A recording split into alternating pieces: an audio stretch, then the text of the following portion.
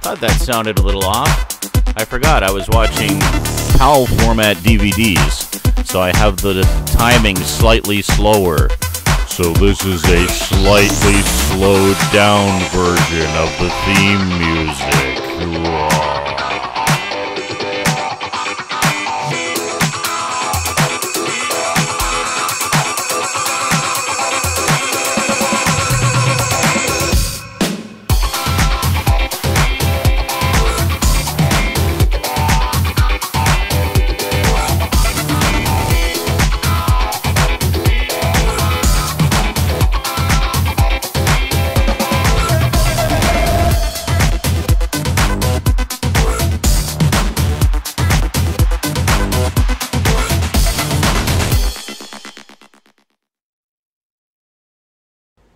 Greetings, everyone, and welcome to Saturday Night InSaNiTy. Let's get the boys in here. You may notice I have a second cam set up. Oh boy, what's going to be happening? Hi, Sean. Hi. Hi, boys. I can't really hear you very well. You sound like you're what? in another room. I'm right here. You sound like your mic is somewhere else. Oh, I know why. You guys are on that mic over there. Near your filming space. Hold on a second. It's literally in another room. It's like is he's literally closed the door. Or it is probably over in his dining room where he films videos, right? How about now? Yeah. That's better. There we go. Okay. It sounded like you were coming through Real Player or something. I switched you to the mic. You have a kitchen cam now. Actually in front of me. Yes, I have a kitchen cam. You were probably hearing that camera. Oh, okay. oh, why have we waited this long to have this? I need to Disasters abound. I need to actually cook some stuff tonight. I've got some meat that's right on the edge, so I figured while we do the show, I can do that, and yeah. It's looking a little blue, huh? Awesome. Yes, JL, Case is here. Case. And as far as garbage Gamber. Garbage Gamber. Oh yeah. Regrettably, he has to work early in the morning, so your Jedi mind tricks don't work in that case. Thanks, Manic Prime. They work for Sean. We know exactly what he means. when the sub is literally the rabbit is like literally dancing on your stove. Yeah, it is. Perfect. Ow, ow, ow, ow, ow, ow. All loud noises are done now, I promise. Happy joy as he's burning to death. Yeah, so sorry about the slightly slower pitch of the theme music. See, when I watch Region 2 DVDs, I put them on my computer, and then I put them through VLC Player, which allows me to compensate for the 4% PAL speed up by slowing it down by 4%, and then it's normal. So I was watching the 60s series of The Incredible Hulk from my my Region 2 set. There, this set here, which is great. Because I've been reading the comics, right? I've been reading the original Tales to Astonish comics, and like 3/4 of the episodes of that old 60s series are almost verbatim adaptations of those old stories, so I was really curious to see how they adapted them. And some interesting stuff. There will be videos about that, actually. The solution to your sync issues. Oh. Yes. Figure out what the hotkey is. I can't remember what it is by default. Find something that you can remember, and then you can go in and actually change the increments by which it speeds up and slows down. So you can set it for the PAL speed up, so you just hit the hotkey. Oh, I see. So it automatically click like Control Shift Alt, like right whatever. Control Shift P for PAL. Yeah, whatever you want to make it. Whatever you have open, but yeah, you have to assign the hotkeys for that. Control Shift N for NTSC. There you go. See, be under the Advanced Settings tab in VLC. Under Settings, underneath it says like Simple and Advanced. Yes. Well, I have to go into the Advanced to do the adjustment anyway. Oh, okay. Because that's where one of the there's two parameters you have to set, and one of them is in the Advanced, one of them's in the normal. So there is a keybind. for the speed up, slow down, and See, I don't know where the increment thing is. Okay. It's there somewhere. I might be able to set it like there might be like a macro that you can set or something, or it's just like executes those 2 commands or something. But exactly. yeah, but I found it's been great because I mean, as much as I love the fact that so much great, old school Marvel cartoons got released over in the UK, and I have most of them. The PAL speed up thing is annoying. Everybody sounds like chipmunks to me, so it's like not normal. So it's great to have that feature where I can just kind of bump the speed down, and you can adjust it. The seconds per one is to adjust the speed. You take it down to, I think, 96% instead of 100%. So that adjusts for the 4% difference. And then you tell it not to preserve the pitch because you want it to also adjust the pitch. That's kind of the point. So it pitches it down, that 4% as well. So yeah, it's weird because like when I've been working on videos at the same time that I've been watching PAL DVDs, it's like I'll be going to review my footage and I'm like, what's wrong with my voice? Like, greetings everyone and welcome to the Multimedia Chronicles. Like, why do I sound like that? And then I was, oh yeah, right. Didn't sound like that when I was editing it. Fuck, now I have to re-render the whole thing. And then I realized what actually happened. Like, oh no, I'm stupid. I was going to say, by the way, in case you wonder why the microphone is right up my nose tonight, it's because normally I have the tripod of the camera over there to balance it, but I'm using the tripod for the kitchen cam, so we can't do that tonight. So I was just going to get the stand, and it's like, oh, I'll just put it back on the stand, and I don't remember where I put it. I moved it when Mom came to visit, because it was, I don't know, on the table she wanted to use or something. And I can't remember where I put it. It's somewhere. So it's probably in a box or something. I don't know. No, stuff out of mind. Yeah, exactly. I'll put it here where I'll never forget it. And never remember either, apparently. Yeah. Now, there's a part of me that's thinking, like, I love the idea of the kitchen cam, but at the same time, there's the certain element of we completely see you out of the room and just hear, no, ah, shit! And have no idea what's happening. Well, I'll show you one thing that's a little precarious, is this cable here is the USB cable going to the camera.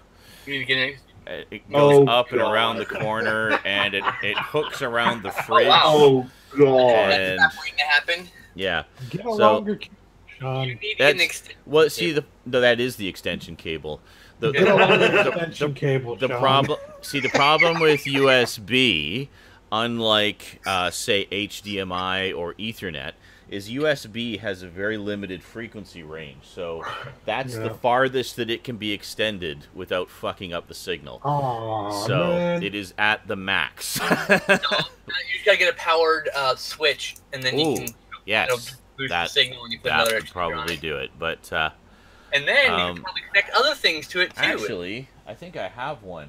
Like a hub again, in a box somewhere. So yeah, put a hub right there. Bam, problem solved. I actually do have. I did get a powered USB 3 hub, but the plug is one of those stupid brick ones, and I don't have any room on my power bar for it because of how the prongs are oriented on that brick.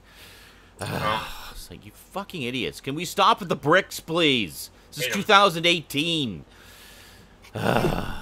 Anyway, so yeah, so I'll be doing some cooking a little later, and if any mishaps occur, you'll see them. And if no mishaps happen, well, you'll see the nothing as well. Wow, he cooked competently. We'll probably just see your shoulder a lot. It's because the camera was on. That's why nothing bad happened. And it'll just be boring, and everyone will talk about how it's the worst SNI ever. You're way more precise with your movement. That's right. Well, my main concern will be don't trip over the camera. Don't trip over the camera. Yeah.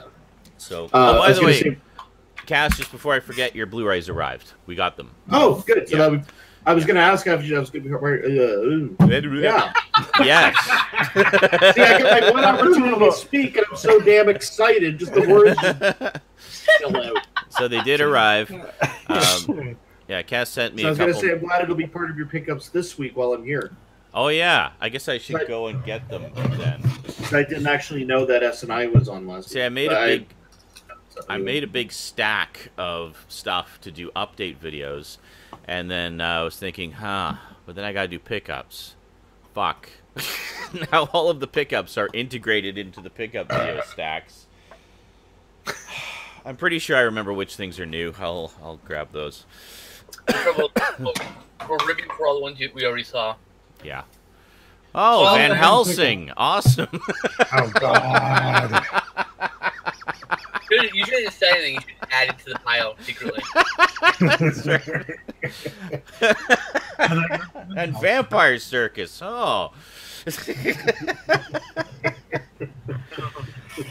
Speaking of obscure labels, actually, I was over at Sunrise Records this week, and I was quite happy to see that their obscure label selection has increased yet again.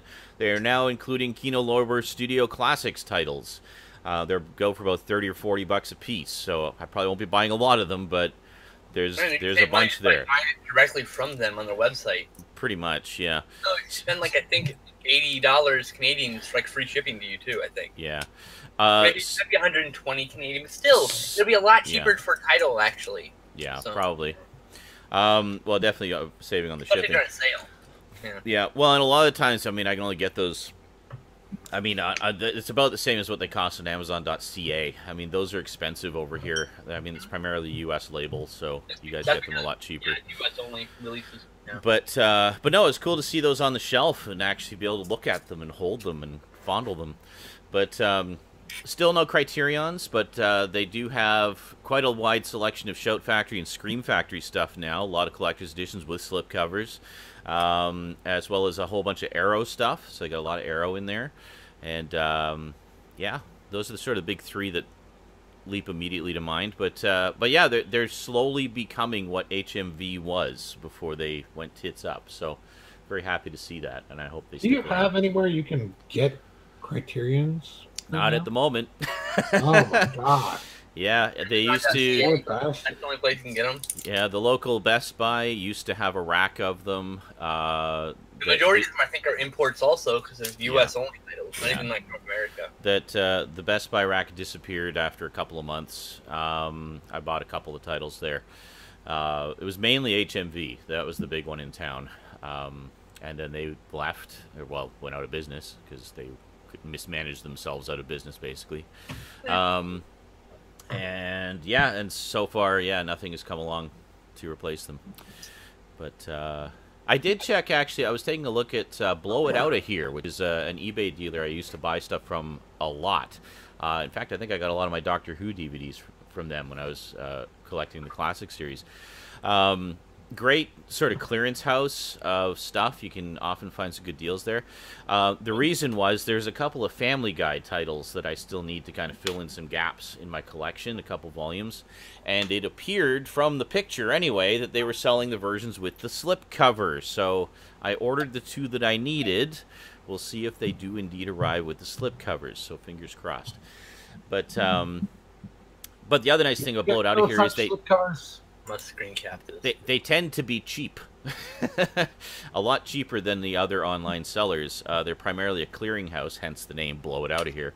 So they tend to have a lot of stuff that's almost out of print or is out of print, and they just have overstock on, so they're just kind of selling it. In some cases. Yeah, selling like clearance prices. I did see a lot of Criterion titles in there. So, I see a lot of like newer release titles, like not too far off when the movies come out because they're just overprinted and they're like liquidating the extra stock. Yep, absolutely. No, they got a good mix of stuff in there. But I used to buy back in the day a lot of anime from them, a lot of British stuff, all kinds of stuff. I think I got all my Tomorrow People sets from them for like a fraction of what they normally retailed for.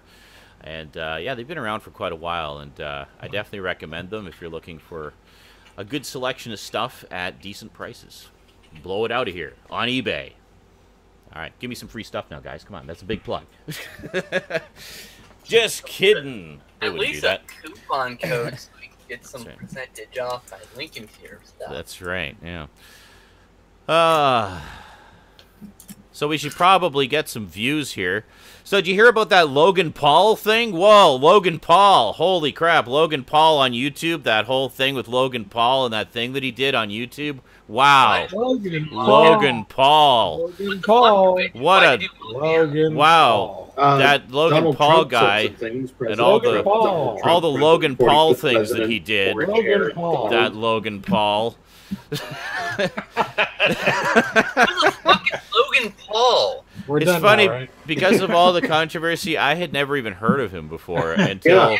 all this bullshit exploded. For those who don't know the story, I guess we should at least give them the basics. So Logan Paul is a YouTuber, a sort of a vlogger. He just does, I guess, random bullshit and just acting stupid videos, from what I could tell. And in a recent one, he went to Japan and apparently just acted like a total douchebag all through Japan. And apparently there's a lot of really just not funny, annoying videos that he did there. But the one that got him in trouble, and this is big trouble, was he went to the fabled suicide forest. And Not Fable. It's a real place people actually go. well, no, I know, but I mean fabled in that it's, you know, got this sort of legendary status about it. But yeah, no, it's this big thing in Japan where it's basically this big forest. You can take tours of it, you can walk around and stuff, but there are, you know, there's a lot of off-path areas. And it came by to be known as the suicide forest because a lot of people just go off into the forest and kill themselves. Like, they just had enough and they just go there to die. And, you know, it's got quite a tragic history to it. So anyway, he decided to go there and just kind of wanted to do this sort of spooky Blair Witch style thing, I guess. And went into the forest and they decided to go off the path. You know, it's actually illegal, by the way, to go off the path. So that was mistake number one. They're literally filming themselves breaking the law, going off the path. So, okay, fine, whatever. They probably wouldn't have gotten much trouble there. Like trespass. Yeah, so then they're wandering around, and sure enough, they actually find a body. So someone who's actually killed themselves, and they find the body. And, again, that wouldn't all fine and dandy. They just said, oh my god, we found a body, and then just, like, let's get the fuck out of here, we'll call the police, and be done. They did call the police, you know, their guide, they had a guide with them, they called the police. But where they got in shit was they showed the body in the video. Like, big close-ups of the body. That's actually really fucked up. And they're, like, making jokes about it and shit, yeah. Sort of trying to gloss over. It's like, oh, suicide's a very serious thing, and if you guys need help, you know, bros, we're all here for you. And so, it's like, shut the fuck up. You're not here for any of your viewers, you're here for the views. That's it. Don't give us that bullshit. But anyway, so they got in a lot of shit because basically one of the terms of service on YouTube is don't show graphic or disturbing images. Well, okay, you just showed a dead body on YouTube in graphic close-up and then made fucking jokes about it. And meanwhile... My favorite part is he blurred out the face like that was the problem. Yeah. He what? Oh, yeah, he blurred out the face. Yeah, Just the face. Like, that was like the... Like, maybe should have blurred out the whole body? I'm just saying. Exactly. It's like the whole thing should have been blurred out. Yeah, I did see the uncensored version because I was just kind of curious. Well, you know, morbid curiosity, obviously, but also just to see how much was actually shown and what the big controversy was. And yeah, that's exactly it. He showed everything but the face. But I mean, you could see everything else. You could see like the hands and the feet and the rest of the body. And it was pretty disturbing shit. And apparently, a large chunk of his viewership is kids. You know, he's very popular with the youngins. You done goof. So, yeah. So, basically, he's got in a ridiculous amount of shit over it. And for A, breaking YouTube's terms of service. B, breaking the law. C, apparently the Japanese authorities would like to have some words with him about that and just generally his behavior in their country.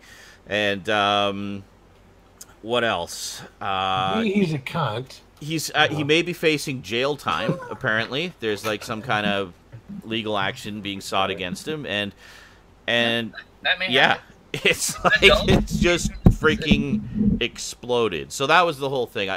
So you know, it's funny because in the video he's saying, I don't think anything like this has ever happened in the history of YouTube. No, nobody's been that much of a cunt that they've had that much legal action sought against them immediately in the history of YouTube. I think you're quite right there, Mr. Logan Paul, sir.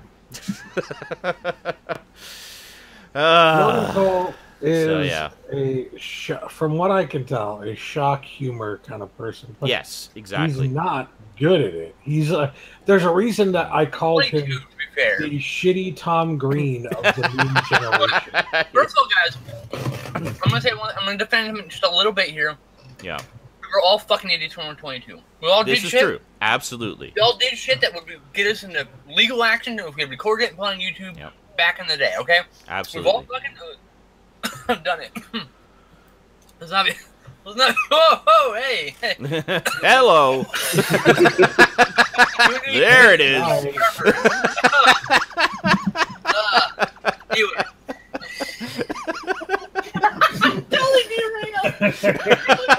Sorry. You were saying, Brandon, about we've all done stupid shit? Oh, we've all done shit that we would all regret we'd uploaded to YouTube, right? Now, maybe we didn't all find dead bodies, but, you know, we've all done dumb fucking shit. Absolutely. Yeah. Now, he did it on YouTube, so his mistake's a little bigger. Yeah. But that's why he's having more problems. Now, yeah. Like, I'm not saying that what he did was okay. Obviously, it's not. No.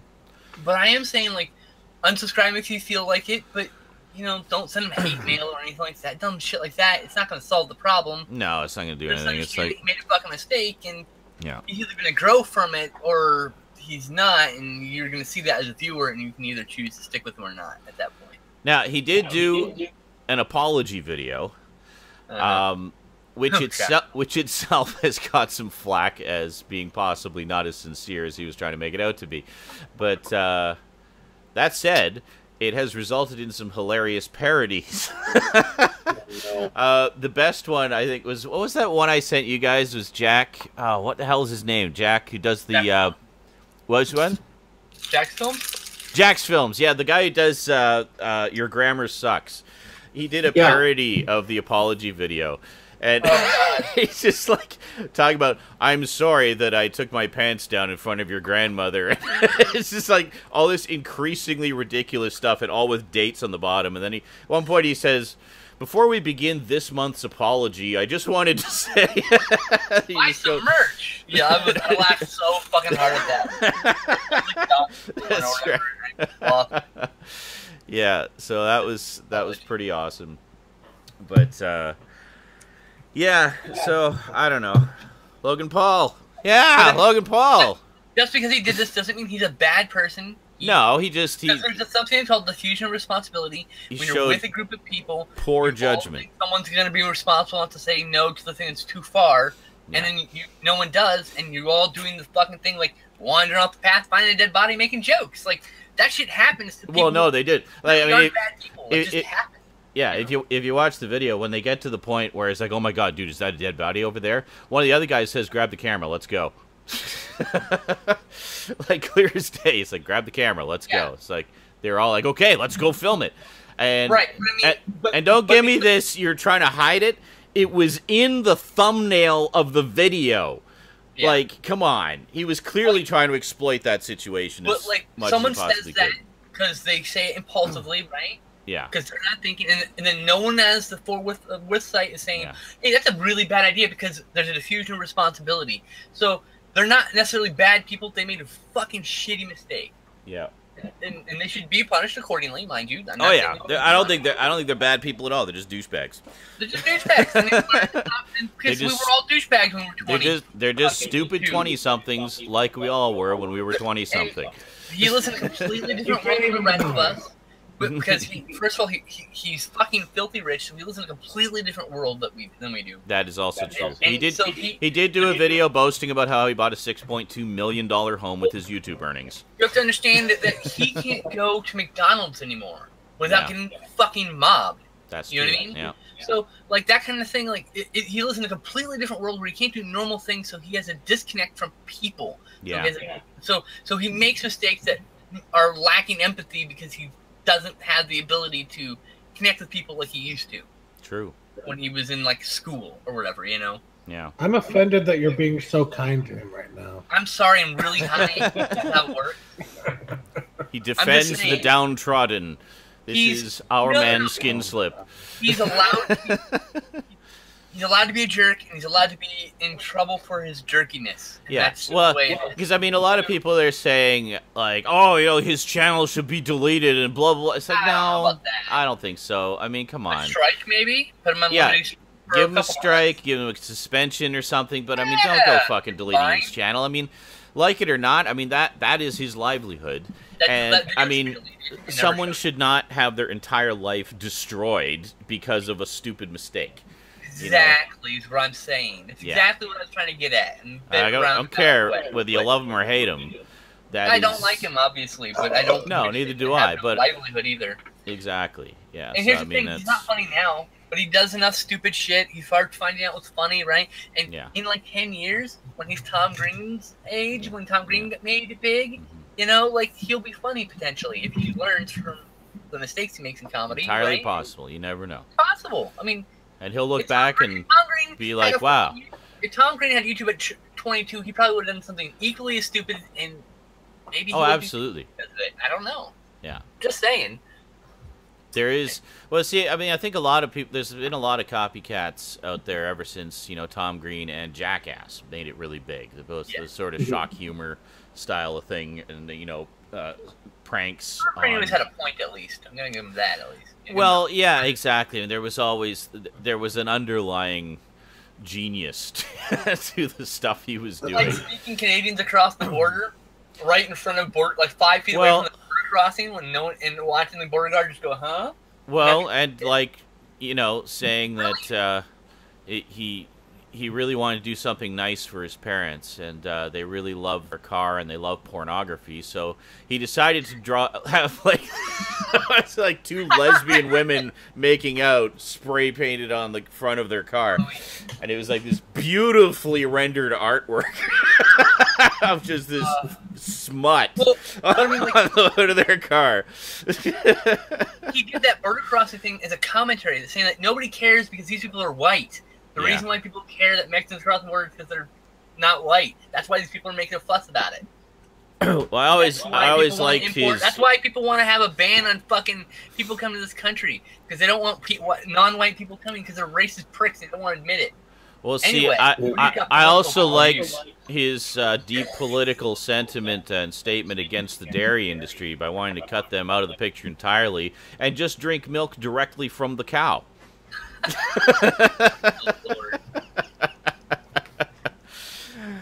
Tom Green.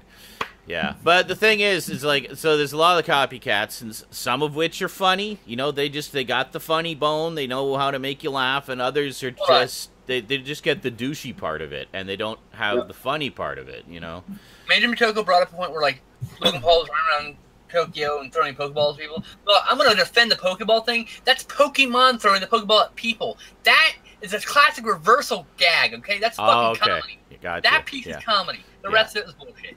Yeah. But you're supposed to do it with willing subjects, not random That's the other part, Yeah. Well, actually, and like one comedian, not necessarily a shock comedian, but like one YouTube comedian I've always thought has evolved really well is Jack Vale. I mean, he started off his YouTube career by farting in elevators. I don't remember. He's the guy with the pooter. Oh, okay. Yeah. He's done stuff with like Ed Bassmaster and exactly. And they're like standing in an elevator, and you're like, start looking around. I was thinking about that sketch the other day. It was like it's him and who the hell else was it? The really tall guy. He used to be he was one of the producers of Retarded Policeman back in the day. Before that. Oh, that's right. I forgot he was on that. Yeah. I can't think of what his name is now, but you know what I mean, though, the really tall guy, and he's he's quite funny too. Yeah, they do the farting in the elevator thing, and like you'd have the like, and then he just like turned to the one not them guy in the elevator. He's like, it's not cool, dude. It's like shaking their heads. I was blaming the one innocent person there. I know. It was great. Yeah. I like the one where was it the girl? There was a girl in there and she got off, and then she got on the elevator again later, and they're all still there. He's like, "So, you guys just riding around the elevator all day?" Like, yep. Nothing else to do. So anyway, you were saying, so started with that, and then yeah, and like, but I was just gonna say, I also like they released one a while ago. It was like a behind the scenes for their first one they did. Oh, okay. You know, where they're trying to like figure out where to place the camera and all this stuff, and then Right. at one point, like they were saying, they're talking, like discussing what they're gonna do and that, and then the doors open and actually a security guard gets on. Oh no. And they're all just like, oh shit. And then like he goes like he kind of looks at the camera and like kind of points it, looks at them, and I forget he goes to radio for a second, and then one of them, I think it was Ed, he's just like, can we please do hidden camera fart videos here, please? Like just says it like, the guy just loses and laughs. He's just like, whatever, it's funny. That was their getting permission. Yeah, exactly. Begging and pleading with the security guard. Please, please, It's please. like we can give fart videos. And the guy's like, you can say like it takes the guy a second, and he just loses it. Not what he expected. That's great. But anyway, so I like how they went from that to a lot of the stuff Jack Vale has done is like kind of using a lot of social commentary kind of stuff. Mm-hmm. Like one of the hidden camera things he's done a while ago was he would phone stores and ask if they had like a certain product or DVD or something in stock. Butt plugs. Butt plugs. And then Butt seeing plugs. if they actually Butt went plugs. to Butt plugs. Butt plugs. Butt plugs. not that one. But Yeah. What, spark plugs? But yeah, so he had somebody in the store with the hidden camera checking to see if the employee actually went and looked for the thing. And so he was like, yeah, I was just wondering if you had any seasons of Breaking Bad. And the guy's like, oh, no, we don't have it in store. And then immediately cut to a picture of him posing with all 5 seasons of Breaking Bad in the store. And then That's great. another one, Busted. he asked. Well, and then right at the end, like he asked, I think he asked about yoga mats or something. The guy's like, no, we don't have them. And he goes with the camera with the guy, and he's like, yeah, you see here, these are yoga mats. Oh, and the guy said, no, we don't have them. 101%, we don't have them. 101%. And so he goes with the guy. He's like, see, yoga mats. He's like, yeah. And he's like, yeah, 101%. The instant guy's like, no, you can't film here. It's like, yeah, it was okay to film until you got busted not doing your job. That's right. So he's basically doing like a mystery shopper thing as comedy. Yeah, pretty much, actually. Very similar. That's great. Wonder how many it's, people have been fired as a result. Yeah. That's great. So I like how we were trolling for a view count by mentioning the Logan Paul thing, and then ended up Logan discussing Paul. Logan Paul for the last 20 minutes. Logan Paul. Oh, See, now we are totally justified in putting Logan Paul controversy YouTube video dead guy in the thing. So hey, we talk about You one- won't Suicide believe what we say at forest. minute 18. guy farts a lot. Uh-oh. The guy should call it. That episode is called the Logan Paul episode. we gotta, yeah, There you go. Problem solved. the Logan Paul. Oh yeah, we'll call it the Logan Paul episode. That's all we Yeah. talked about all night. It'll be like 2.5 hours. Like what? I figured we should get it in the first half hour because that's when most people tune out. So, yeah. It doesn't really calculate people who watch that segment either. You know, or people who download it and then watch it on their computers, or So things happened this week, other than Logan Paul, obviously. they have more viewers than that. That's what I'm saying. They probably watch more than that. Anyway, Probably. what's that? Hello? Things happened this week. Like, Did they? Other than yeah. Logan Paul? Are you serious? Animaniacs oh yeah, got 2 new seasons coming from Hulu. For what? Yeah, signed for a reboot. What is? Animaniacs. Oh, anime. I thought you said the Animatrix. I'm like, what? They're doing a series of that? Cool. Animaniacs. Animaniacs? Awesome. Yes. That is the wrong folder. 2 more seasons. I am in the wrong hard drive. That's why. I was very confused. Well, that's what you get. I put cooked meat. Fuck, man. Picks for SNI. Oh, also, Get this book came out about Donald Trump, but you know. Oh yeah. Oh my god. You know, that's bullshit. What? Oh my god, his comments about it. That's bullshit ever. Oh man. Donald Trump. I need to actually find his tweet about it. I will never now I will never see him as anything other than the guy who goes to bed at 6:30 eating fucking McDonald's cheeseburgers at the White House. And watching his 3 televisions. 3 televisions. Yeah. All of which are tuned to Fox News. I see Donald Trump. That's all I see. Yeah, I only think it was now Animal Planet. By the way, I see like the little pieces of like pickle and onion just kind of falling down on into his chest hair. I'd like to say also on April 1st, Animal Planet should be the gorilla. I should mention I have a plug-in for Chrome that makes all of Donald Trump's tweets look like they were written in crayon. Nice. Which actually makes them read a lot better, I have to say. So there was.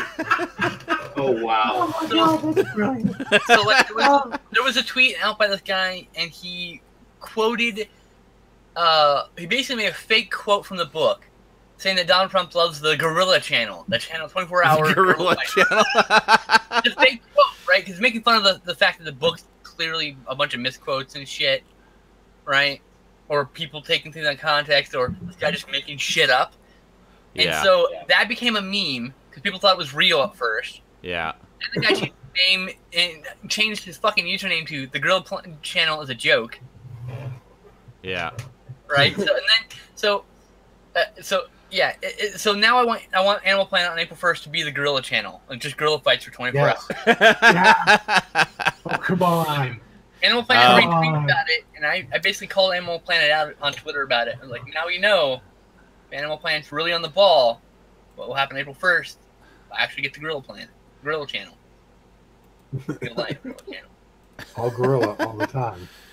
All gorilla all the time. So hold on a second. I had to have 24 straight hours of gorillas. I mean, come on. I'm just going to drop this in here. Just hold on a second. Crap. Where's all my things? Here we go. Okay. That's what you said, what? Alright, and then picks for SNI. There we are. Okay, so drop this one in here. Okay, so first off, here's the tweet that he did about the book. It says, Michael Wolff is a total loser who made up stories in order to sell this really boring and untruthful book. He used sloppy Steve Bannon, who cried when he got fired and begged for his job. Now sloppy Steve has been dumped like a dog by almost everyone. Too bad. And then the response I love here. Congratulations, sir. This dignified, statesman-like tweet is the perfect way to counter the book's narrative that you're an impulsive, childish dimwit. Mark Hamill. Dumped on, son. And I said, basically said when I posted that was, when you get cussed out by Luke Skywalker himself, perhaps it's time to take a long, hard look in the mirror and rethink your life choices. You got cussed out by a Jedi Master, son. God, I can't... Sloppy Steve. He thinks Sloppy his Steve. nicknames are brilliant. He thinks they're the greatest nicknames ever. Everybody loves my nicknames, believe me. Trust my God. Ask anybody. Simple alliterations. That's all they are. Simple alliterations, usually. I mean, the only one I personally thought was kind of amusing was Little Marco. Yeah. You know, Little just because Little Marco. Little Marco, yeah. You know, because it was, you know, because Marco Rubio was kind of, he was very, like, just not a big deal. He's on the shortest side, all right? He's kind of short. Yeah. Apparently he's really not. He just sort of appears that way. Why isn't it going into my mouth? And he's young. He's also young. And also he drinks from the tiniest water bottles, apparently, as we know. The tiniest water bottle. And doesn't quite know how to drink from them. Yeah. According to Michael, I just want to say. Mark, you talking about Mark Rubio? Yeah. That was hilarious. Totally, author, stealthy there. Yeah. That was great. Like, we believe we need to invest in these kinds of programs. He's like, quickly takes a sip, staring directly at the camera, puts it back. He looked scared. SNL did drinking. Oh God. SNL did a really good parody of it, where it was like he was trying to get through a sentence or whatever without taking a sip of water. And it's like we believe in the fabric of what America is. We believe that America is about freedom. It's like his voice just kept getting drier and drier. Oh, that's great. So, do we want to do some pickups? So, do you guys want to say something about the author, though? Oh, okay, yeah. In the defense of Donald Trump, I don't know why. That lying scumbag author? He is an asshole. He is a salacious asshole. Well, it takes an asshole to properly expose an asshole. That's exactly what it is. Yeah. Because if you actually go back, while he was doing this research, while he was given and granted access to the West Wing, which, by the way, is not an easy feat. So when you get access to the West Wing, it's like, okay, he's probably there's probably some validity to what he's saying, right? Because who would know better than somebody who was in the fucking West Wing? But regardless, this is a guy who, at the time, in order to fool Donald Trump, and that's exactly what it was, he made appearances on television talking about how great Donald Trump was, and even in defending him, and talking shit about people who were talking shit about Donald Trump, basically. Just saying, how dare you impugn the honor of Donald Trump? That's the kind of stuff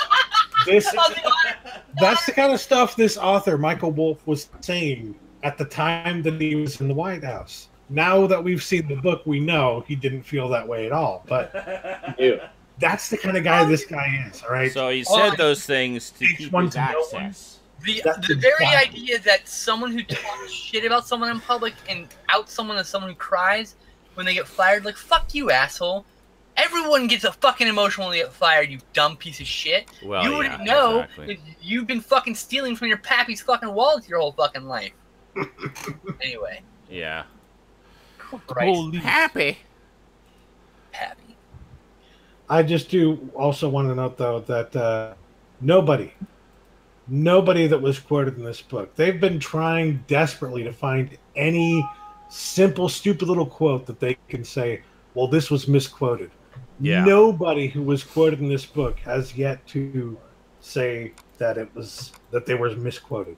So everyone so far has confirmed that it is accurate. Excellent. Steve Bannon, the right-hand man of the fucking president, has not denied it. So denial is not just river in Egypt. Hey. Well, this one. I get this one. Pickup times. Pickups. Pickups. Pickups. I have nothing. You are nothing. I have one thing. I had no pickup or comeback, so I just. You're double nothing. Oh, god damn it! I'm fucked. Wow, Logan Paul is cursed. Zero.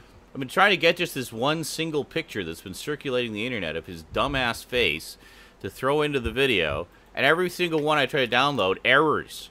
It's cursed, I tell you, cursed. Well, fuck it, I have the snipping tool. That's why I use snip. Snip. If my Cortana works. As like a terrible person. Snip McGee. That's how you spell it. Days ago. So I don't even know why you're bothering, because you're likely to get fewer views if you mention Logan Paul right now. Well, I don't care. Totally jumping on that bandwagon, man. I'll take even 2 extra views. We got to put the channel in the tags. Put what? Gotta put Gorilla Channel in the tags too. Gorilla Channel. Yeah, we talked about it. Gorilla Channel. Yeah. You're now tuned to the Scenery Channel. We actually have one like that in Canada. It's called The Frame. I remember when HD TV, like when they were first starting to put HD channels out there and stuff like that, HD content on television. It was HD. 1080i, right? Uh-huh. I don't think it was Animal Planet, but it was a channel kind of like Animal Planet, and they actually late at night would have these shows that were literally just scenery. Just scenery. We had high definition. When I lived in college in Edmonton, we had satellite TV, and we picked up the Newfoundland channel. And so really late at night, which was actually, because Newfoundland's like 4.5 hours ahead of where I was in Canada. So it would be like mid to late evening, but it would be overnight there. They would switch to overnight programming. Sorry. Low gravity? What?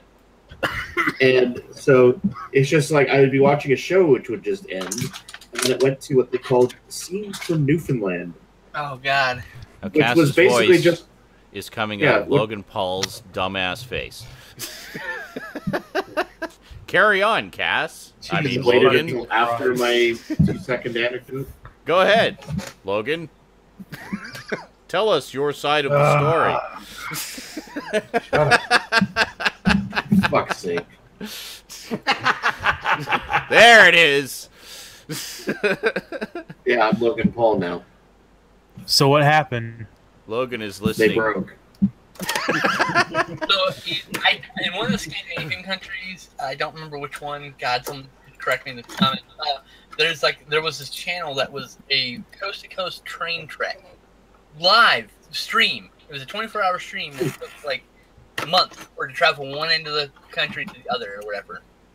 Like this train. It's like, and it's this channel. That's actually cool. Yeah, I know. I want that. I want to see the whole stream. I would download the whole thing just to watch. But anyway, the Scenes from Newfoundland. There's our basically thumbnail. For fuck's sake! What? I gotta think of all things at once. All you gotta do is sit there and talk. I'm a whole crew, man. Hey, it's YouTube, not CrewTube. So what was that about a train?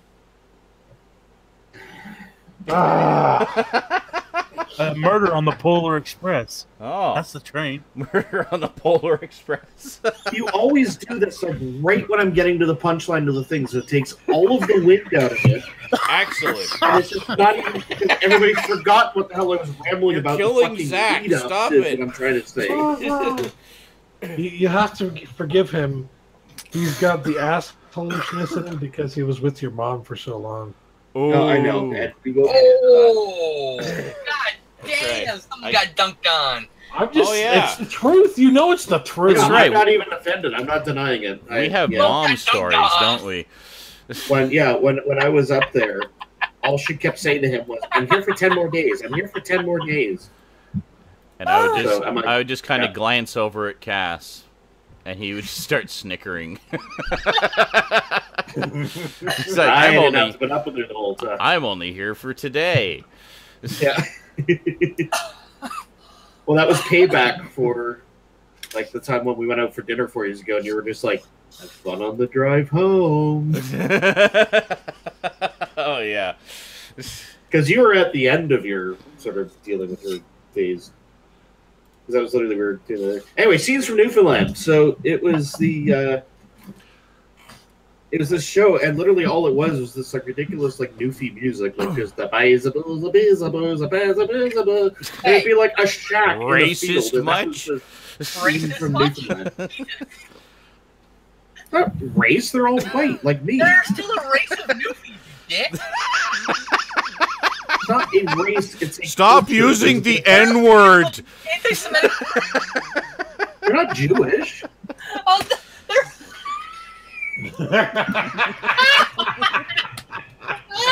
They're new fish. This is escalating very quickly. When you're against the whole people being anti-Semite. Okay. I just thought their music sounded funny. I know. I have the same view if I was riding in a cab. Anyway, actually, one thing that's funny is a lot of people like outside of Canada think of the Newfoundlander accent as the typical Canadian accent because they actually do have a much thicker accent there than anywhere else in Canada. Our fucking accent too. Like, whoa, how's it going, eh? Yeah, you know. How's it going, guy? No dude about it. No, yeah, I was just going down to the dock and get some lobster, eh? You want to come with me? Get some beer? I'm just fucking walking in there. Think he's the king of the fucking shopping carts. Yeah. I worked with a lot of newfies when I was working for Gans Brothers Toys in Toronto, a warehouse job. And what they would do is they would work for 6 months and then get EI for the other 6 months of the year and then come back and work another 6 months. So it was like, cool. Yeah. Perfect. You are working the system. That's what they want to do. That's what they want to do. Work 6 months, take 6 months off, then come back and do it all over again. And Gans just kept rehiring them, so they didn't care. So it was a good thing they had going. And yes, Happy New Year. Thank you, Skeleton Boner. Happy New Year to everybody. It is the first SNI of 2018. That person's name is Boner. Yeah. His name was Boner. I failed you. Anyway. So I started keeping a text file of mumisms so that I could share all of the mom stories. I had the text file open for about 10 minutes and realized that I had not stopped typing in it during that entire 10 minutes and that there was no way I was ever going to be able to close the text file because there was something like every 2 minutes. So I was like, you know what, I'm just going to keep these things and then saving it, keep moving. And the two things that I managed to write, and then I'll just do the other big ones from memory. But yeah. Sorry for the buttons staying on the screen there, guys. I don't know what's up with fucking Google again. Click on the on the video and click off it on some other piece of the other element, perhaps that'll clear it up. I'm trying to. No, not inside it. Like, click on a different element in XSplit. Yeah, I'm trying that as well. Okay. So, at the very least, the one that needs to be told, I think, is the chicken Alfredo story. The chicken Alfredo story. The leftovers. Oh, God. I heard it's a great show. I just loved hearing this with you over the phone. Like, I couldn't even understand the story from what you told me on the phone. I think were you on the phone with me? Yeah, I phoned you on Christmas Day. Yeah. Okay, so the night before, we decided to have our Christmas dinner on the 26th because that's when Cass was coming up. So we saved the turkey for that. And then the night before, we made chicken Alfredo, and or no, I guess it was a couple nights before we had chicken Alfredo. Yeah, I think we had steak the night before. Anyway, so we had chicken Alfredo, and then. Rosie had some and didn't feel like eating it all. She wasn't feeling very well that weekend. Her tummy was a bit upset, but so she didn't eat a lot, so she put the rest in the fridge. You know, I put the rest away for her for leftovers, and she was going to have it the next day. And then, meanwhile, there was a huge container of leftover Alfredo sauce with, you know, chicken and mushrooms and fresh ground pepper, and it's just delicious. So it's like this massive vat of sauce with everything in it. And so, you know, Rosie has her leftovers, and she finishes them off. And then my mom comes into the kitchen and sees, like, just a couple of little chunks of chicken that Rosie couldn't finish. She's like, well, guess there's no more leftovers. I'm like, no, what are you talking about? Well, there's no chicken left. I'm like, what do you mean? Well, Rosie just had those 2 little bits of chicken. I'm like, there's a whole thing of sauce. She's like, yeah. There's chicken in the sauce. Yeah, I know. But, okay, so why did you think there was no chicken left? Well, because she didn't eat all of it. What? Like, I was trying so hard to make sense of what she was objecting to, but just absolutely none of it made sense. It's like, okay, at first I thought you were upset because you thought all the chicken was gone. The chicken is in the sauce. We have lots of sauce, ergo we have lots of chicken. But somehow you're still upset, even though I've explained that and you've agreed that there's lots of sauce left. What do Rosie's leftovers have to do with anything? It's her stuff. Are you talking to my mom? God damn it, are you fucking with me? Well, yeah, it's like as you're trying to explain, you're like, we could just boil some more pasta. Like, it takes like 10 minutes, and then we have the sauce made already. Like, therefore, leftovers. And she's like, yeah. The tone being, I knew that already. And I'm like, what do you think we're out of? What is the objection? We're out of nothing. It's all there. Do you need me to show it? Do you need me to scoop out chunks of chicken and shove it in your face? There's chicken, see? Drip. It got to the point around here where I just started going, she would say something like that, and she'd be like, mm-hmm. And just let her think whatever she wants. Not gonna cry. Well, I like how you put it to me on the phone. Here's what it is. It's attention-seeking behavior. It's because she wants to be center of attention. She wants attention. Uh-huh. She doesn't know how to do it in a healthy way. Probably because she never taught how to do it in a healthy way. Now, I know this because I used to do this very thing. So I'm not judging it. Okay. I'm just saying. Just the way it observing. is. So what are you gonna say? Well, no, and actually, you're not far off. Like, there's a lot of other sort of tendencies with her. We've had, like, the one I know Sean used to always point out years and years ago was anytime you have an argument with her, she always has to get in the last word.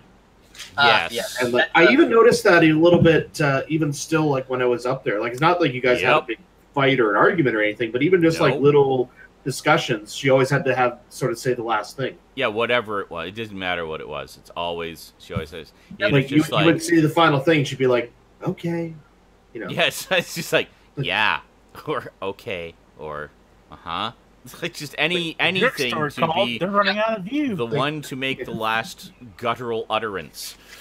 Yeah. Because to them that name whatever conversation. So I always made a point actually when I used to be like staying with her or something like that. Like I'd be like, "Well, this is the way we're gonna do it." Then I would like bolt out of the room. Just run away. You hear from the other room. Okay. Damn it! Shut up! There's a. If you've ever seen Dracula Dead and Loving It, there's a great must get the last word in scene between Mel Brooks and Leslie Nielsen. It's quite funny. But what was I going to say? You were about to say something. You said, I like the way you put it over the phone. Oh, yeah, the whole passive thing where you just said, like, I'm confused about what you're confused about. Yeah, exactly. It just, none of it made any sense to me, and it still doesn't, and it never will. Like, we'll never know. But there was the other one when you were there, where she was talking, where Rosie had written a story, and she shared the story, and she said that one part of it was like something from Harry Potter, and we're like, well, we haven't seen the last 3 movies yet. It must have been something that happened in those movies. And she just kept going on about this thing that happened in Harry Potter that we just said we haven't seen yet. So can you please stop talking about it and stop spoiling it? We'll get to it when we get to it. And she just wouldn't stop. So finally I'm just like, okay, anyway, moving on. We're going to talk about something else now. And she's like, well, you keep trying to talk about it and blah, blah, blah. And she's like, I'm not trying. I'm trying to get you to stop talking about it, and I'm trying to change the subject.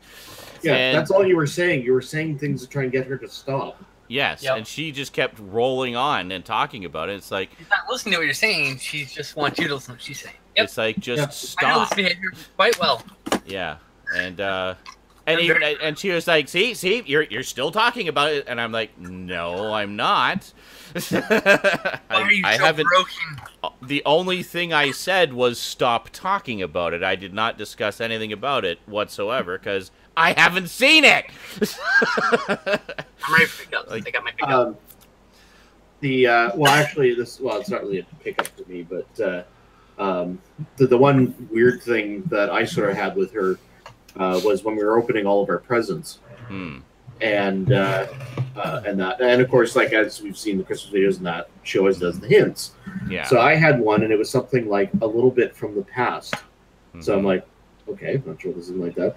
And so I open it up, and it was a Gumby and Pokey toy. I have it; it's actually in the other room. But, oh yeah, So I'm kind of looking at this, and I'm kind of like, okay.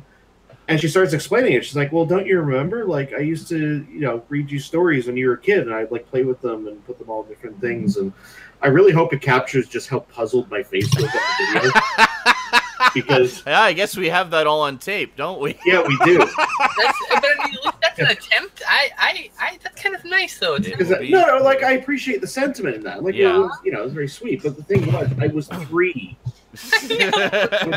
when she was reading this and that. Like, oh, that's really cute, man. Like, okay, like, fair enough. But it's like, but I mean, the thing that she was so... I don't really remember this. I was going to say, like, because she was so taken aback that you didn't remember this thing from when you were like, 3. Like, how do you not remember this and that, And then even Sean, because I was 3. I think she's reliving memories for herself right now. And then, like, a little bit later on, Rosie was like telling her a story about something she saw in Disneyland or something. And Mom seemed really confused about that. She was like, "Well, what do you mean the princesses? Like, where was this and that?" And you know, and so she said, "It's like when I went to Disneyland." And she said, and I think she said when it was or something. Yeah. And then Mom just turns to me and is like, she remembers something from when she was 3. I'm like, it wasn't 30 years ago to her. Well, this is true. Right? Like, valid point. 3 times farther away from the 3 than she is. Yes. At 5 times. Cass, this is my double tribute to you. Oh, God. nice. Yeah, but it's only a tribute if you have a trash can inside that trash can. Oh. Yeah, right. Yeah. You had to have 2 trash cans on your head just now. That's right. Well, I remember what. It was the laptop stand thing. Thanks, that I Michael forgot was in Bay. the trash can. Fell flat. I'm like, hey, look at this trash can. Ga-dunk. All right. But yeah, so there was that. It's one of those moments I love where, like, when Mom thinks she has absolutely irrefutable logic. Yes. And like comes at you with something, and then you just completely blow it down in 2 seconds. But she won't accept that. Somehow she's still right in her mind. Like, one of the things was that this was always a recurring thing every time I went out to visit her, is she would always offer to do my laundry. Like before, like, I appreciate it, nice gesture and that. But brave soul. yeah, thank you. She'd always offer to do my laundry, and now, our mom's a smoker. Like, it is what it is, and she smokes inside like a lot, like pretty much exclusively. Yeah. So obviously the smell is quite prevalent in the house. So typically anytime I come home, the smell's on my clothes. So I just want to rewash them just to get the smell out, right? Yeah. So there's no point in her doing all my laundry because I'm just going to rewash it again and she knows this. Yeah. But it's like she offers it every time because this is like part of our little routine, because she wants to get me to say the thing where I'm going to say, well, Mom, I need to wash the smoke smell out of the clothes. It just goes and rolls her eyes, and it's like she does it solely to get to that point, so she can exactly. Have that That's exactly reaction. it. Like, this is our rehearsed act, right? We have like the stage in front of us, and you should just next time you should just circumvent the whole thing. Oh, Cass, can I do your? I don't want to wash the smoke smell out of my clothes. I know where we're going with this. Like, we're gonna have to rewash them anyway. Let's just get on with our day. Or just be like, sure, Mom, you can do my laundry, and then just let her waste all her water and do it anyway, just avoid the hassle. But anyway, so one time there was an extra little sub act in the routine, and I think she thought she had me. So I said, like, well, Mom, I need to watch the smoke smell. She does the eye roll and that. She's like, well, let me ask you this. Do you wash all your clothes every time you go to Sean's place? Like, well, I don't typically take all of my laundry with him when I go and visit him for an afternoon. So no, the answer would be no. No. Yeah, or yes, I wash my clothes after I've worn them for a day and happen to be at Sean's place. Damn, like, quick, thought I had him there. I know that he hangs out with. Like, so I'll just give you guys the 2 that I did write down here. One of which was, okay, I have to preface this with, I know feelings are kind of mixed on the sitcom entitled The Big Bang Theory. Personally, honestly, I don't mind it. I find it funny sometimes, but, that's whatever. I know a lot of people don't like it. That's fine. Comedy's subjective. I think it's okay. But, Anyway, Comedy Network, I think it's still going, actually, is having or the Comedy Channel here in Canada was having a 13-day marathon of The Big Bang Theory. Every single episode from every single season, around the clock, only pausing at night for The Daily Show and was Seth Meyers one that follows it. And that's it. Otherwise, it's around the clock Big Bang. So she initially started watching. It was it was a Seinfeld marathon, actually. So they were showing a whole bunch of Seinfeld. So like, fucking A, Seinfeld. So we watched that, and then it went straight into the Big Bang marathon. And for the next like 5 days, that's all that was on. Now you have to understand here, to give you the full perspective.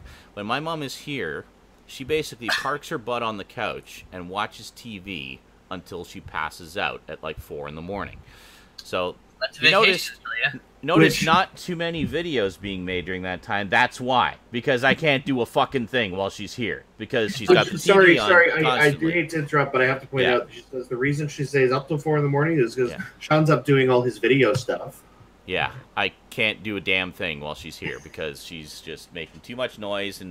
And well, to give you an example, it was a big deal. You guys don't understand just how big a deal it was to be able to get her to be quiet for the 2 hours we did SNI the past 2 weeks. So last time... Except for farting on the balcony. Yeah. So, so what I would do is, so she could still watch TV, I would show her how to turn on the closed captions so she could at least watch TV with the captions just without the sound on. So she sends me this little note last week in the middle of the show, not distracting at all. Says, watching Fear the Walking Dead with subtitles sucks. So she, like, passes me this note during the show. It's like, really, Mom? I'm asking for 2 hours out of the entire fucking week. You know, I could be doing all my video stuff and making you watch subtitles all the time, but I'm not an asshole. But, yeah. So, anyway, what was I going to say? Yeah, so, Big Bang Theory marathon, and of course with Comedy Channel there's a lot of, you know, when you're watching a fucking marathon, you're gonna see a lot of the same commercials cycled over and over and over again. So one of them was this commercial for some comedy show coming, like a new season. I don't even remember what the show was, funny enough, considering how many times I saw this damn commercial. But it's basically a father going to take a nice, like, family photo with the kids, and you were psychically abused. And he says, you know, everything I do for you guys. And then suddenly all these seagulls start, like, showing up out of nowhere and pooping on them as they're trying to take their family photo. And it's funny. It's a funny little scene, but not when you've seen it 800 times. So I don't know how many times she'd seen it. Probably a lot more than me, because she's watching this all day while I'm at work. So at one point she just goes, "Ugh, stop ripping off Bryan Adams." I'm like, what? What are you talking about? And he says, oh, that line in the show, it's like they're clearly ripping off Bryan Adams. I'm like, okay, first off, the line you're thinking of is everything I do it for you. And second off, that line is everything I do for you guys. It's a very generic line. I'm sure it has nothing to do with Bryan Adams. As is the lyric is very generic in the song. And even if it was, clearly it was for comedic effect. They should have, well, it's not very funny. It's like, well, you've also seen that ad 800 times. No, I think the first time I saw that, like, oh my god.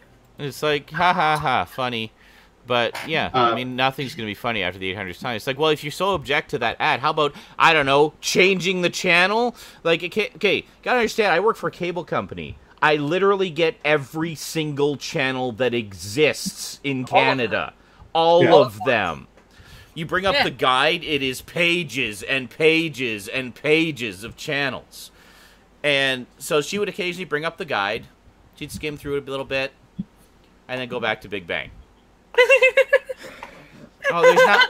So I asked her, it's like, you know, you could watch something else. And she says, oh, yeah, I looked at the guide. There wasn't really anything else on. Like, that's the rest of it. Oh, God, I'm so sorry for laughing at your mom. No, there was a lot else on, actually. I'm sorry. There was literally everything else on. Holy crap. So, Yeah, I mean, it's, I know why we're all friends. Anyway. And the thing is, like, I don't care what it is, whether it's a show you love or you hate. I don't want to watch any show for like 5 days in a row, non-stop, around the clock. Even if it's my favorite show ever. Like, you need some variety. Maybe The Simpsons. I hate that show, by the way. The Simpsons or Big Bang Theory? Offensive. Here's a punchline. Because Crisis on Infinite Earths. Ha ha! It's nerds. See? Well, I heard that Big Bang Theory is a show about smart people for stupid people. Yeah. And then Trailer Park Boys is a show about stupid people for smart people. Yep. But I don't know. I like both of them for very different reasons. Or it's actually reminds me of the I comments. just don't get it. It just doesn't appeal to me. Reminds me of the comments I made to you, Sean, when I was watching Breaking Bad about the show, and I said how I really appreciate how you can tell that they respect that their audience is going to have a certain level of intelligence. Yes. And like they don't just spoon feed you things; like they rely on that you're going to figure stuff out and you're going to pay attention. Yeah. Connections and stuff. So. You know what's funny is even if they don't figure this shit out, it's still just funny shit's happening. Yeah. Oh yeah. Like they're stealing Christmas trees. That's hilarious. You know, like. It doesn't have to be any deeper. They're stealing Christmas trees. Or I don't remember the Breaking Bad where they were stealing Christmas trees. Whatever. You know. Yeah. Well, actually, that's part. Lights, bitch. Actually, that's part of that's part of the genius of Trailer Park Boys. It works on those multiple levels. You can enjoy it just for the stupid aspects of it, but there's also a subversive brilliance to it, which is great. There's one other one here that I wrote. So I don't know how the subject came up, but at one point, Mom went out for a smoke, and then Rosie just asked me out of the blue, "Dad, what's a condom?" And I'm like, "Oh shit!" I'm like, okay. God. Now, I'm not one of those awkward dads that's all blushy and uncomfortable talking about this stuff. Like both Annetta and I very early on agreed that we would be very open about anything sex related that our kids had questions about. So we've always been very upfront about stuff like that. So just straight answers all the way. So I'm like, oh, okay, well it's I don't know if I'm prepared for this. So I'm basically I won't give you my description. But I'm explaining what a condom is and what it's used for. And then as I'm explaining it to Rose, just, very matter-of-factly, this is what it is, this is how it works, and blah, blah, blah. Mom just walks over, and she's, like, standing in the door of the balcony. So, like, okay, Rose is sitting on the couch, and then Mom was over out on the balcony where you couldn't see her or anything, having her smoke. And then she just, like, wanders over to the doorway and is standing there. And I'm like, yes? He's like, no, carry on. I'm like, I thought you were out having your smoke. And she said, well, I just found it interesting and educational. What? Okay, Mom. So, like, she took an already, like, kind of awkward conversation and made it really awkward. Like... It would have been fine if it was just me and Rose talking about it. But as soon as Mom walks in and she's like listening because it's interesting and educational. It's like, just go out on the balcony and have your smoke. Just go, just go away now. So yeah, there's a few. Not time. We'll talk about it later. Is all I would say. There's a few momisms, and well, there was also the thing Mom? where we were reading the bad jokes from you should channel her through a character in your. I may actually do that. You're not far off, actually. My ex used to say that her mother is a caricature. Yes. I was gonna say, like when you guys will see this in the Christmas video whenever I get around to editing it, but probably next Christmas. But there was the part where we were all reading the bad jokes from the Christmas crackers, and Cass just as a lark read the French one. Yeah. And it was funny because Cass is funny. And he did it in a funny way. Yeah. He punchy with the Christmas crackers. So then, of course, so then, of course, Rosie wanted to read hers in bad French too. And it's like, okay, Rose can do it because it's cute and it's funny. Yeah. But then Mom wanted to do it, and she got really angry when we interrupted her when she was trying to do it. And it's like, okay, this is not funny anymore. Like the joke's kind of over, yeah. Yeah, it's like it was funny with Cass. It was cute you know, the cuteness factor made it okay with Rose. Now you're just beating a dead horse. Yeah, no, exactly. So then she read hers in French, followed by all of us giving forced laughter.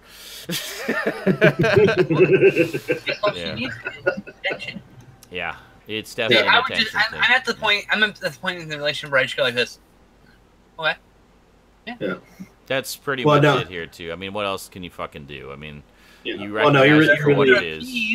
Either appease, which just makes the behavior worse, or don't appease, which is going to make a different behavior happen. And well, I mean, you're very much onto something, because actually there was one little thing I remembered. It wasn't from this trip. It was I don't know, a couple of trips ago when she came up, and I remember like we were all just like chatting in the living room. And Sean wanted to show us something. Like it was one of the old videos or something like that you converted. So you're like hooking up the TV and everything like that. Oh, yeah. And I think like the PlayStation came on or something like that. And of course it has like the or whatever, like the logo and everything. Yeah. And the volume had been up a bit. Oh. Okay. So it was like, it was a little bit loud, but like you grab the volume and you turn it down. But it's like the immediate moment on hearing the loud like noise or whatever.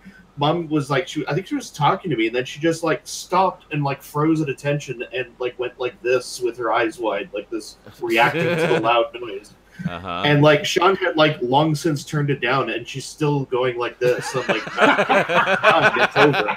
It's like, okay, drama queen. But it was so forced and acted. Like, I mean, a normal person, like when it was loud, would be like, oh, that was loud, okay. Yeah. But she just like stopped. For a full minute. I timed it. Just dead stare at what she's doing. Just like, let's see how long she would do it. Just look puzzled. Like, the puzzled dog cocked the head to one side. What are you doing right now? But again, it's like the thing with the washing my clothes. It's like this set routine. Can I just not see the hot blue flames burning you to death currently? It's just again, it's like it's got a blue flame. Carlatin says, "Someone make a gif of Cass doing that, please."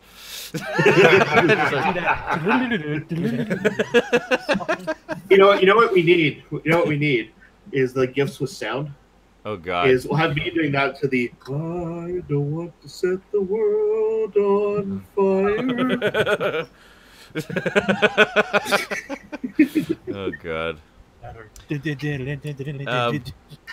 will be a thing. Yes. Or the sad violin, because sad violin goes with everything. Pickups. Yay! An hour and a half into our 2-hour show.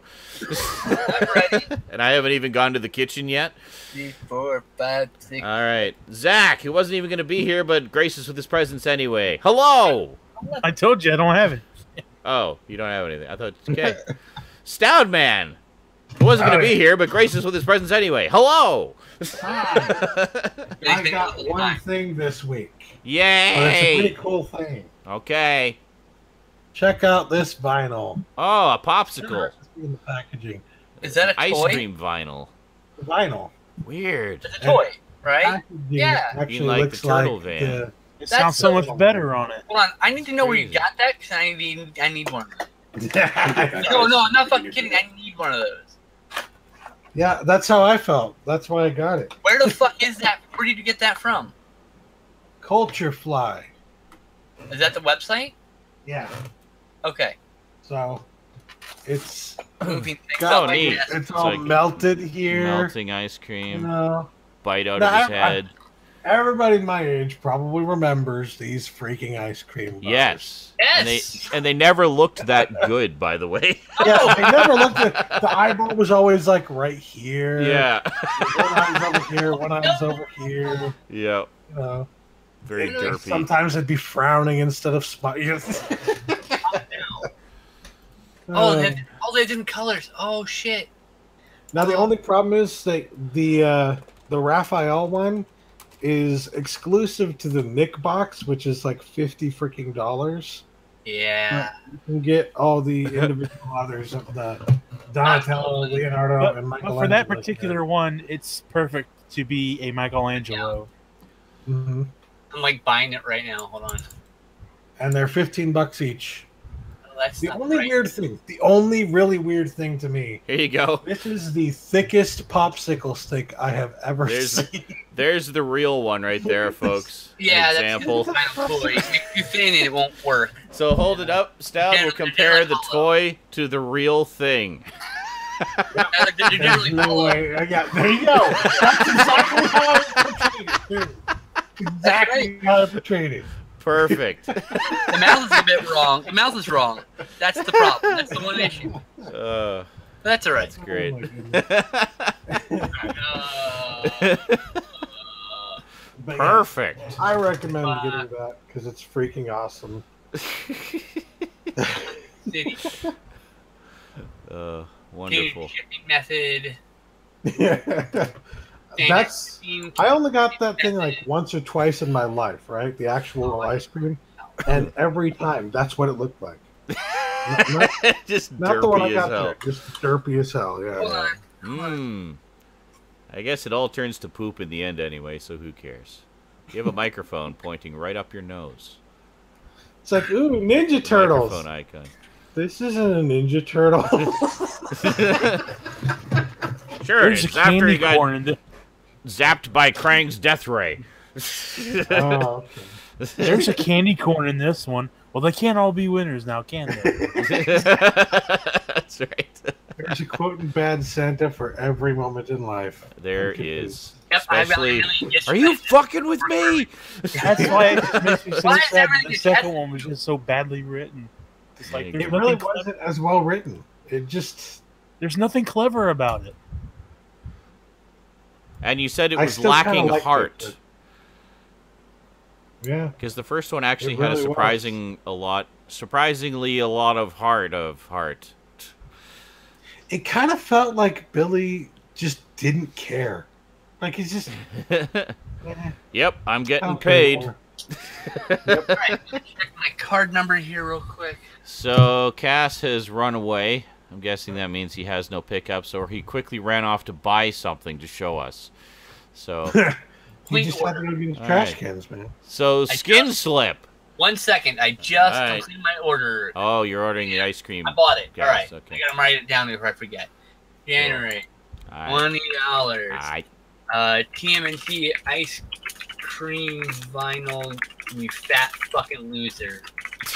Literally, I do this myself. I shouldn't have spent that money. Anyway, You- here we go.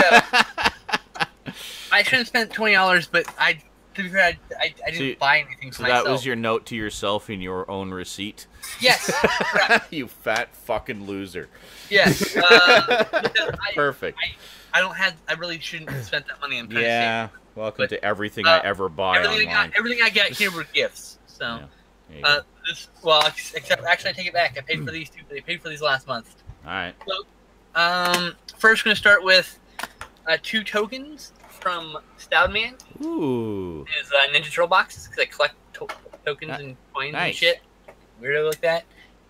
Next, my folks found these bicycle craft beer playing cards. Oh, Now, nice. I don't drink beer, but I collect bicycle playing cards, specifically bicycle brand playing cards. And specifically, I like ones that have like backs, like the actual backs, and Cool like designs. Oh yeah. they have suits and things like that. I'm not like a fan of like, here's your photo cards from name this summer blockbuster. I have a bunch of those, but like I have those a are few the of ones I go those. after. I go after the ones that are like designer decks that are like playing cards that are like use the tropes of playing cards appropriately. I have a Batman Returns deck of that. Huh, It was great. nice. Actually, I have 2. I got 2 decks. I might be missing a couple cards from one of them. All my decks are open. I've got a stack of them here. I actually have. I don't know if you can see that on my camera. No, well, Yeah, we can see that there is a stack of something there. yeah, those are all playing cards. I Nice. don't have a place for them right now. Anyway, next I got a pop vinyl. My dad actually bought it and found that he had Ooh. duplicates. So I got a Chancellor Snoke. Nice. Cool. Supreme Leader Snoke, I mean. I don't want to say it's Chancellor. Supreme Leader Snoke. Supreme Leader Snoke. That's cool. I'm like, hey, Nice. right. Still I need don't to tend to like see get Star Wars. those. Then my girlfriend surprised me with something. It's supposed to come in last month, but they get pushed back a couple weeks. And so I got the Rick and Morty portal gun. Sweet. Nice. Which the only reason I'm leaving it in package is because I don't have a display stand for it. Because it's like a An kid's actual functioning portal gun. It's a kid's toy, right? So like, it's not like there's no like built-in, like there's no pack-in stand or anything. So I'm gonna leave it in the box because I can still. So if you go and get yourself interstellar cable, we're all coming over to your house. Now, I don't know if it's on the camera, but it lights up the wall. Oh, nice. Yeah, we can see it there. Oh yeah, you can see it. Okay, good. So it's like Sweet. a flashlight too. There's like 5 different. No, it's like if you want it for a second, but it's like 5 different sounds too. It's 5 different portal, and they all sound like there's a flushing toilet inside there. So Nice. perfect. It's perfect. Magnifico. It's glorious. I can't wait to have a place to have like it on display. Mexico. Yes. And the next these are all DVDs and Blu-rays that I paid Justin for Black Friday because he bought them and I paid him back basically. Oh, and one DVD that I forgot to send you for like 6 months. Yeah, exactly. Which is fine. Perfect. So first up is that very DVD, this Quentin Tarantino's Rolling Thunder triple feature with Mighty Pig Hangman, Detroit 9000, and Switchblade Sisters, which I already have a German subculture Blu-ray for Switchblade Sisters with the limited edition American cover, Nice. English cover. I mean, anyway. So I had 2 copies of that, but Detroit 9000 probably not going to get a Blu-ray. Mighty Pig Hangman's got a UK release I need to upgrade, but Detroit 9000 is still the elusive one, so I need to get that regardless. So next up, I got John Wick 2, which had a slipcover, but since my number 1 doesn't have a slipcover, I just put it in my box, so cause my OCD will go crazy if it's on the shelf next to the number 1. Interesting. Next, I got Life. I haven't seen this yet, but Whoa. That's my favorite Eddie Murphy movie. oh, you shut up now. John Wick 2 is a review. Then I got The Founder, which I have seen. This is a very good movie. I want to see that. Baby Keaton. Driver, which Anything I have Michael not Keaton. seen yet. I've heard that's really good. Goes in my watch pile. Sicario, which I have not seen yet. Goes in my watch pile. And Fast and the Furious 8, or Fate of the Furious. Excuse me. There you go. Or Fate, F8. There you go. It's my first UK, or not UK, 4K H. That's your first 4K? Ultra HD. There's another name I have for that movie, but I don't want to spoil anything. UKHD. But once you finally see it, I will tell you the name I have for it. I'm probably just going to scrape this 4K logo off the top and swap this case for a Blu-ray case, and then Wow. move this black case into some other much more deserving movie than this goddamn movie. Because I'm going to love this movie, but let's be fair, this is junk food cinema. It doesn't need this awesome black case. Exactly.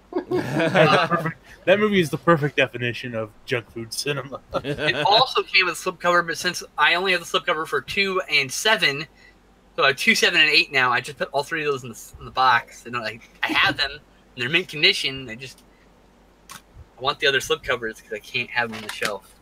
Gotcha. I'll go insane.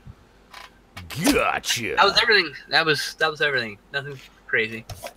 Excellent. I just had to double check my photos here because I can actually see what my pickups were because I posted them in the Discord. Oh, look at that! You did. And Oh, damned. these photos are not current. Wait a minute. You gotta scroll all the way down. Hold on a second. I can go to the Discord. I can find them in the Discord. And these photos are also not good. I just had to scroll up a little ways. Oh, yeah. So there was that one. Yeah, I got that and that one. And that. Oh, right. Those ones. I had to get that. And I grabbed those. And I grabbed those. And my okay, good. I only missed one. Hold on a second. Oh, I thought you were gonna open up the photos. I was like, oh, you're gonna go grab them. That makes more sense. That's probably a better idea, in fact. Where is it? There it is. I have a new phone. It just hasn't arrived yet. I've got the charging base and the cover, but I'm gonna wait until I have the phone to show it off. I have an old phone. It's a Samsung. That was the other thing. Okay, here we go. I couldn't spend much money since So, got a stack of movies. I had to buy stuff. Some of which I got as presents. Some of which I purchased myself since. Let's see. So first off, ones I got as presents. I got a couple of. Got a double hanky from Mom. Got Bridge of Spies. I Well, I want to see that. haven't Very seen it. cool. I wanna see And Sully. I have seen that. It's great. It's Clint Eastwood. Oh, I wanna is see it one of that, his? Oh, but it is too. Look I at want that. to see that, but do I really want to see a guy land a plane 3 times? I And mean, then Yes. and then from Cass, Oh, perfect. Good I timing. got a movie that I already own, Die Hard with a Vengeance. Very good. And another movie I already own. No, just kidding. Got the special edition of Wall Street, which actually I've never seen. oh, So, I love Wall Street. And yeah, the sequel so- to Wall Street equally as good. I wouldn't say equally. So he it's got really this. good. He got me this really nice filmmaker's signature series edition. I have that. So like super collector's edition, loaded with extras. So I was that's a pissed, nice, though, nice heft to it. Pulling mine off the shelf, I ripped the slipcover. Yeah, this didn't come with the slipcover. It's Has the same long, exact long edition. past slipcover era.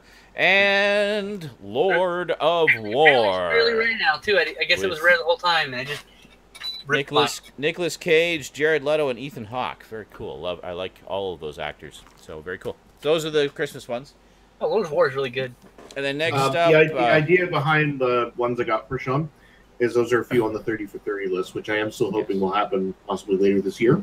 possibly by the time he's 33, which will be this Well, year. actually 34 this year. Oh, 30 for 34. 30, Oh, 30 for God. 34. And you got to get your ass up here so we can watch Blade Runner. Let's make that happen this year. Okay, especially, we can do a double bill because the second one's coming out in like a week. So, yeah. I feel like when we finally do it, you're going to be like, you're 86 and I'm 74 and we're in a retirement home. That's right. We should finally watch Blade Runner. All right, so next up, wanted to get this because, I buy them as they come out. Everywhere I've seen this on the shelf, it was without a slipcover. So much so, like so commonly without a slipcover, like since the day of release. I was like, well, I guess that's it. I guess they're not doing slipcovers for it anymore. So then at Walmart, first off, it was on sale for $10. This is still going for like $40 on the shelf everywhere else because it's new. And second off, it had a slipcover. I couldn't believe it. It had a slipcover. I'm like, what? It has a slipcover? So I just grabbed it. It's like, well, $10 and it has a slipcover, so I'll grab that. Every other copy they had there, no slipcover. I'm, of course, talking about Family Guy, Season 15. So everywhere else, I've seen it like this. No slipcover to be seen anywhere. But there is one. So if you've also had that experience, know that there is a slipcover out there. And now, if you bought it, you thought it was all gone. Now curse yourself. Maybe it's being reprinted. Yeah, I don't know. But anyway, so when I picked this up, I thought, you know what? I think it's about time I got the ones I'm missing. Because I'm missing Volume 10 and Season 13. So I ordered those from my favorite eBay dealer, Blow It Out of Here. So, there you go. Yeah, blow it out of here, you. Blow it out of here. Now, I'll blow it out your ass, Howard. They had stock pictures, but it was stock pictures specifically of the slipcovers. So I'm hoping that means they have the slipcovers. You mentioned this already. So we will see. Doom. Doom. I'm already repeating myself. Don't get your hopes up. Next up, a couple of superhero ones. Got Iron Man, Rise of the Technovore, which is the last of the Marvel direct-to-video movies I needed. Isn't that one of the good ones? The Iron Man one? I heard it was pretty good. This is actually an anime. It's by Madhouse. Yeah, no, I know it's part of there's the X-Men one and the Wolverine one. And... No, this is a different one. This is a different anime. No, but like it was made during the same time, wasn't it? It was around the same time. And they also did the mini series, like the 13 episode series or 12 episode series.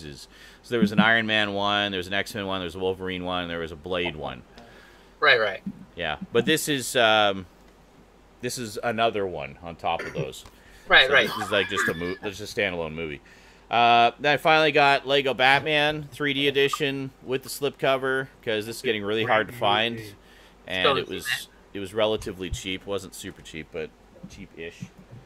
This one I got for $5. I've been wanting to see this for ages. InSomnia, because I do love me some non-funny Robin Williams stuff. It's So a very good I think he was. It's a very good movie, but I will also say it's Nolan's weakest movie, probably. Really? The original is in the Criterion Collection. I'm mainly seeing this for Robin Williams because I really always enjoyed his serious acting roles, which I kind of feel like he didn't do enough of. It's not your fault, Chief. I'd like to point out that in the hint for Criterion, one of the hints last year was could have been Insomnia. This year, there's another hint that could be it. So it might be okay. fresh screen. Thank So, you. Well, if it is, I'm out $5 getting the old edition, so I'm good. Yeah, no, it's not a big deal. It's like the cost of a rental. And thank you, Major Motoko, for the cheer. Apparently going towards Halloween 2018. Good. Preparing in advance. Oh, and Neil's a top cheer still. And then I think this one was also... I think this was last time. I already talked about this, so I'm just going to quickly check my list. You got me selected, here. By the way, still. Yeah, no, I already looked at that one. Then I also picked up Arrival. Did you hear me? What? You have me lone selected still. Oh, okay. Very awkward. Awesome. My girlfriend's very happy, but I'm feeling very awkward being the center of attention. There you go. I remember the last time I did that, it was Stoudman was left selected, and then he started putting peanut butter all over his face. Waiting to see when I would notice. And I still didn't notice. I just kept going on with my pickups.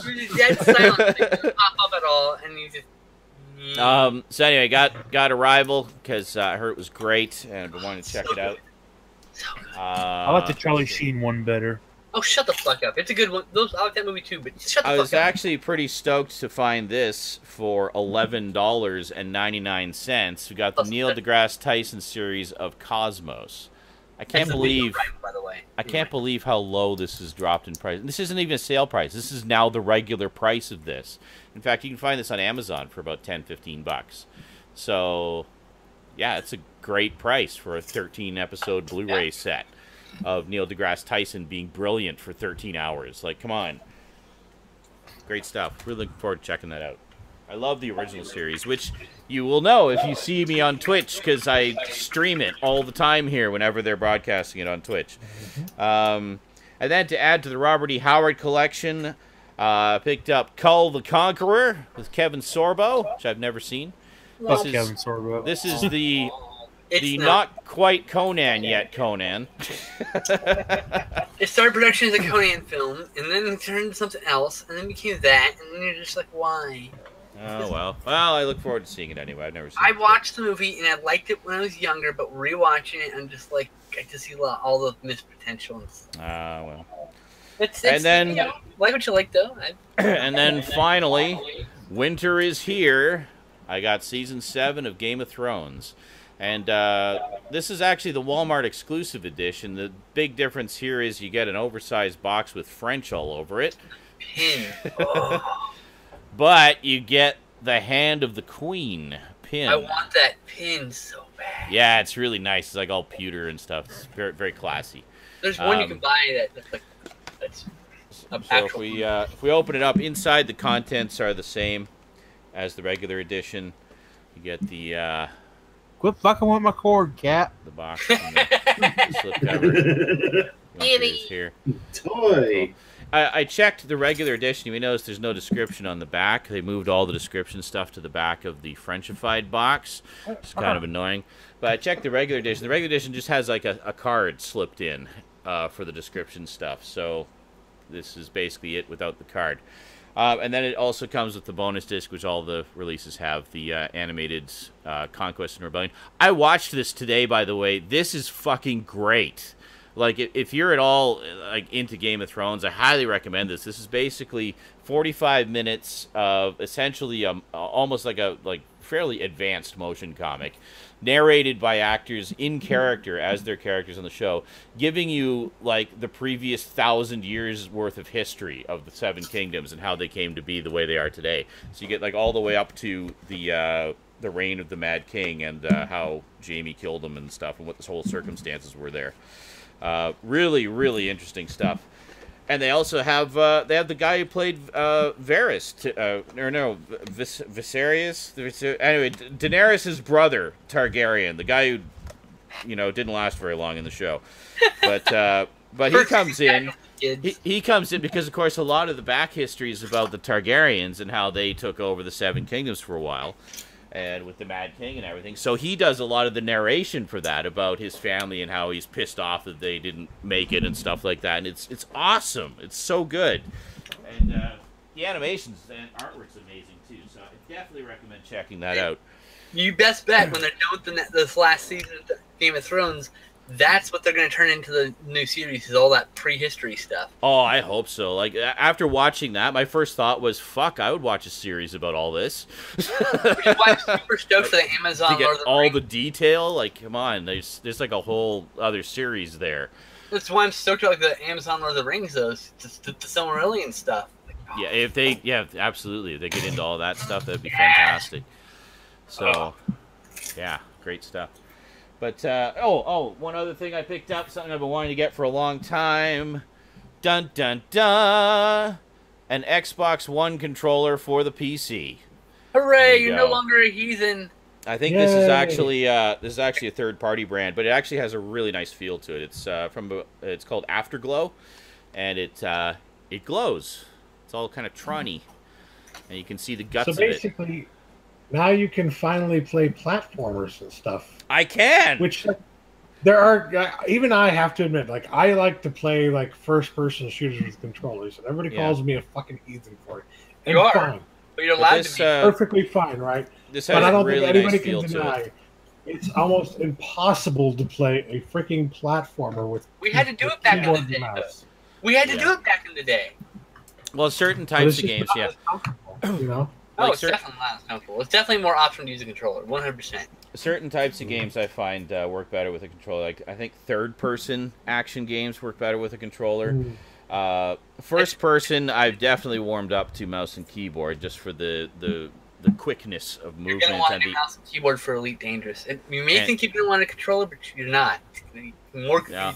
No, I'm probably gonna go mouse and keyboard for that one, just because I mean all the different things you can do. I'm sure you have a multitude of keyboard. You literally commands. have to like turn your body in the game to look at the console and bring up a console and operate okay. the console and stuff. So like, Okay. mouse and keyboard is so much quicker than a controller. Yeah, for sure.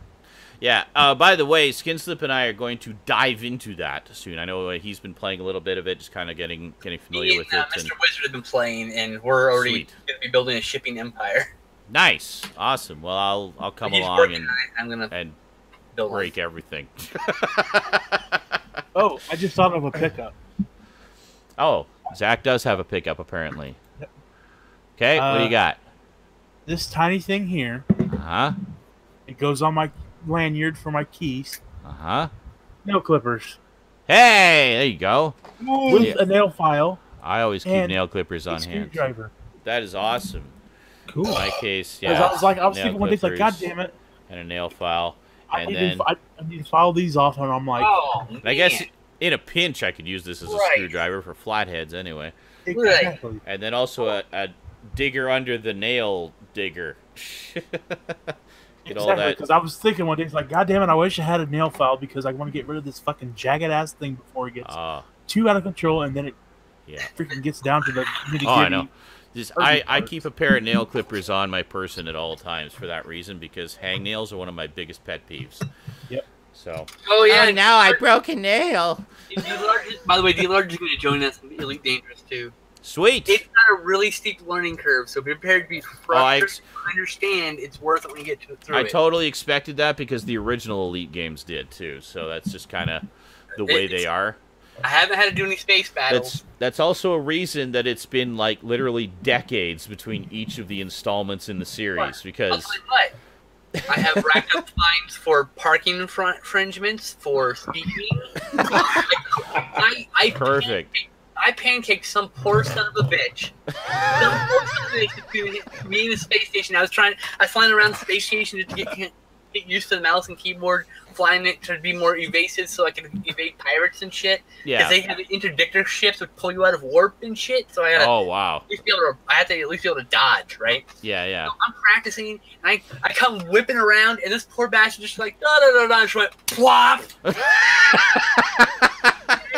fucking space. I was gonna hit the space station. I was like, oh, that sucks. And then I like, infraction. Like, oh, I'm broke now. Damn it.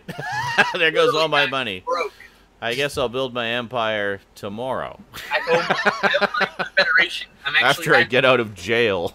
if I don't pay it back, if I don't pay these fines back, I actually get warrants out for my arrest. Wow. That's awesome. The space police. Oh, this is gonna be so much fun. Yeah, I know that was one of the things. Like I remember the original. I think the original came out on the PC. Oh, Duncan's one of the PCs named after him. Like back in the early '80s, and then there was a sequel, Elite 2 Frontier, that came out on the Amiga in the early '90s, like literally a decade after the original. And it was a big deal at the time because it was one of the first games to use, well, on the Amiga anyway, to use like full 3D polygon-based graphics. So it really puts you in that 3D world. Right. And now I think this is the third one, done like 20 years after the second one. So yeah, it's like every leap in technology, David Braben just spends like 10, 20 years building the next Elite game. And all of them have been phenomenally popular and well-reviewed and considered classics. And it just goes to show, you take your time to do a good game, it will stand the test of time. Okay, so there was Elite Frontier, Elite 2, Elite Frontier First Encounters was in 1995. There was another game. Oh, okay. I think that was just an expansion pack, though. It wasn't actually a full game. Yeah. Let's see here. I'm pretty sure that was it, wasn't it? Yeah, that's it. I was looking. I'm just looking. Now there's the new one. Yeah, now there's a new one. Literally Crazy. 25 years later. Almost 22 years later or whatever. Wow. Like 20 years. Yeah. God bless David Braben. I mean, he is passion project incarnate. One of the space stations I'm permanently clamped outside and I smashed into it. It looks exactly like Babylon 5. I'm like, oh, Excellent. amazing. I have not cooked anything. I should probably go to the kitchen. I'm going to go to the kitchen. Yeah, do your cooking. And I'm going to cook some things. I'm going to switch my mic for you guys in the Google chat over to the kitchen so you won't be getting so much echo of yourselves. Oh. Just be a moment. Whoa, what happened? And all I can picture is that scene from Mrs. Doubtfire. That's weird. I changed the speakers and it. Oh, I haven't changed the mic yet. Never mind. Yelling at me. What are you yelling at me for? I changed the speakers and I forgot to, and it kicked me out of the Google Hangout. That was kind of weird. Anyway, speaking of which, you over to the this one. I don't know what we're yelling about. Loud noises.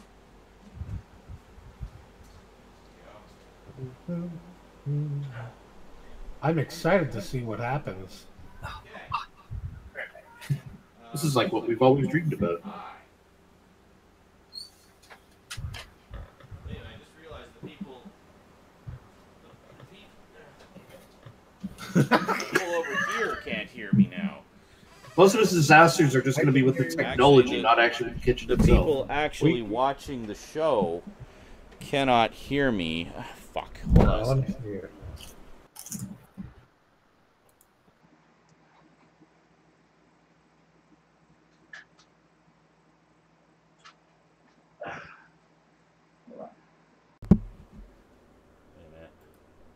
Don't mind the loud do it again. noises from moving the mic. Girl out and goes, cook. Alright, here we go. So I'll move this. Fear not, we will provide. Oh, nobody can hear us.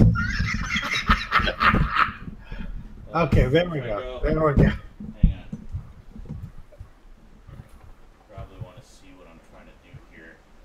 Hold on. So I'm just trying to get. Yes, we will provide commentary. If I can get the mic kind of over here. There. Hold on.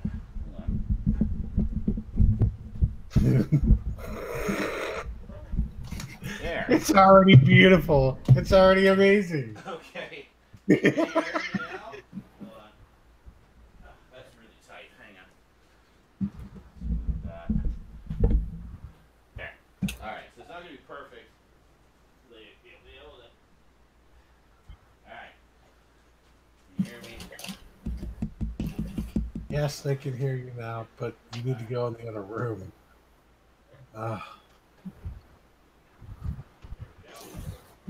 Here we go. Get in the kitchen. Make me a sandwich. Get in the kitchen. Shit. God damn it. We can hear you.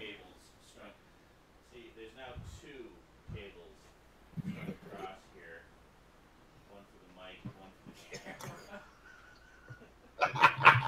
camera. Oh boy. Okay, here we go. Start crawling.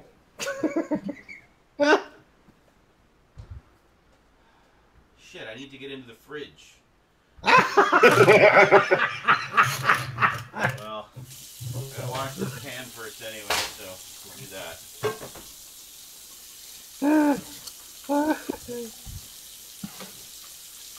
I don't know how well you can see the sink there, but okay. Oh God! Sweet baby Jesus. How long has that been unwashed? That's not a thing you want to hear. Like as soon as the hot water hit it, it was just this waft of stink.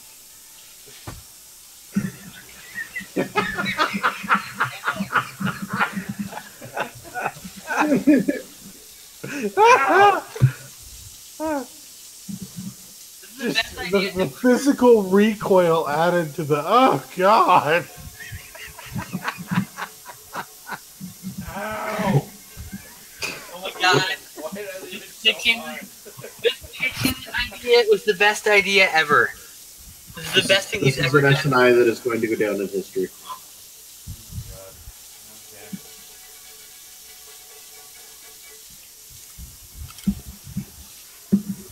You guys can carry on talking while I'm doing this. I'm going to be a while. Yeah. We're busy laughing. Oh no, we're quite happily watching you. I just wanted to be you guys reacting to me in the kitchen. Yeah, we're providing I just need commentary. Tony Cox from Bad Santa standing at the goal going, Jesus.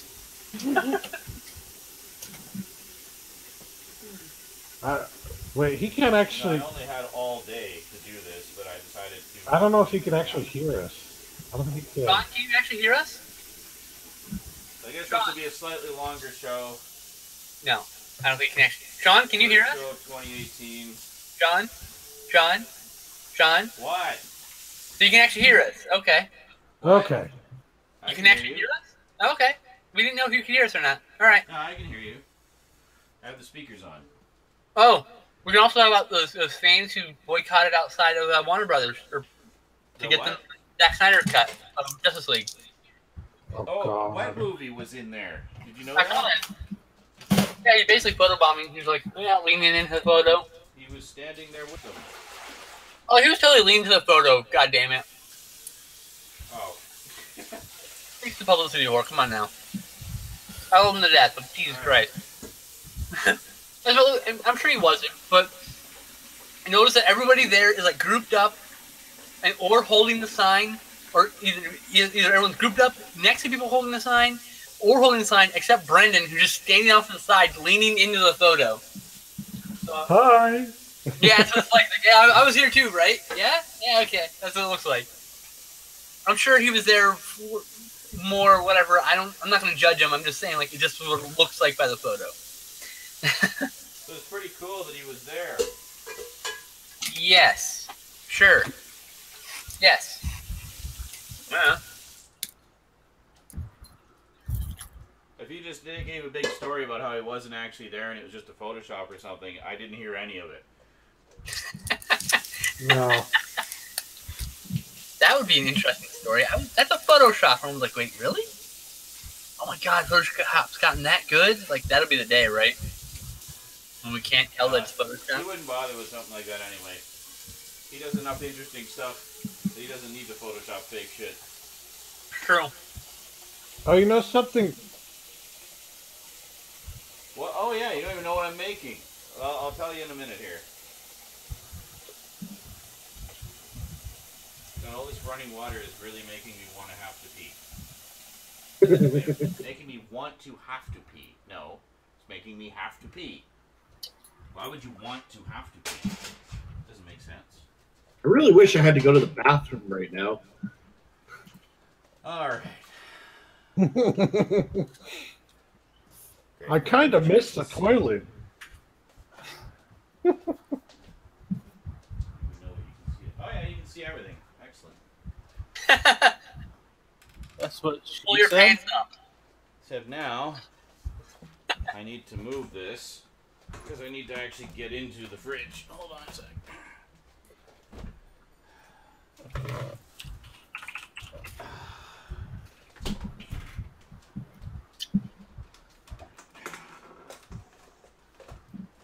Hold on. Put this up here. And this. It's a refrigerator. No. I hope he opens it up and it's green. A little more. If I were a media personality who was like trying to start my own web entrepreneurship, I'd buy the Justin.tv website name, Okay. my site there. You get a bunch of ancillary traffic of people just randomly discovering your site. If you've got a particularly weird Okay, so vote time. I'll share it with their friends. So I'm making pasta, basically. Pasta. Using penne rigate. 1.3 kilograms of lean ground beef. Mm. And 2 jars of sauce. Now here's the thing. I have 3 different kinds of sauce. So I got President's Choice and Classico. Basically all are pretty much the same quality sauce, just different brands. So I got spinach and cheese, sweet basil garlic, and roasted portobello mushroom. Apparently, Iron Sheik and Matt Hardy are going to beat the fuck out of Logan Paul. As Iron Sheik posted on Twitter, he posted, the Logan Paul, we going to beat the fuck out of you. So the reason I mentioned those 3 That's not the Iron beers, Sheik. The Iron Sheik would which say one jabroni. should I make? That's the Iron Sheik, dude. I know. Sorry, what were the choices? We got roasted portobello mushroom, Yeah. sweet basil garlic, Mm-hmm. or spinach and cheese. Sweet basil and garlic. Portobello mushroom. Garlic. I wasted a finish because I used me spinach. We just picked all. I think we just picked all Yes, 3. voted for. All of those votes. No, Justin voted for the same thing I did, so there. Yeah, and Cass voted mushroom. So, So basil garlic. yep. That was my second choice, so I'm happy with that. Yeah, a bunch of people in the chat are saying sweet basil. There's a few And now spinach. Sweet basil garlic. That needs to become a thing. is to make a nice big pile of sauce. I'll use 2 jars of the same flavor of sauce, and then a can of diced tomatoes to add a little extra texture to it. It's also cheaper than doing 3 cans of sauce. So should I go with Unico or with Aylmer? Unic O. Oh, it's the kind of tomatoes.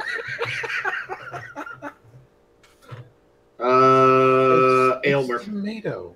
It's the same thing. They're both the Aylmer. same. Aylmer. Unico. Aylmer. Because it reminds me of brain damage. It's the name. Aylmer's better. Okay. Also, Well, Aylmer you- is one that has also got some Italian spices in it, so Nice. Aylmer. more flavor there.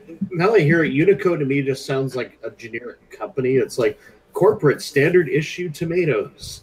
Aylmer is the name of the, Unico. so Aylmer is the name of the smart talking parasite. So Emotionally this is parasite the in ground beef that's the closest to expiring, so this is the one we're going to do today. Excellent. You should live stream all of your cooking the meat for the next couple of days. Just, it's easy, dude. It's easy revenue, right? You go over onto the mukbang channel and you're just cooking meat this whole time. Basically, just slice it open. Boom, cooking Oh, show. sniff test. Cooking shows are in fact. Cooking shows are in fact becoming a big thing.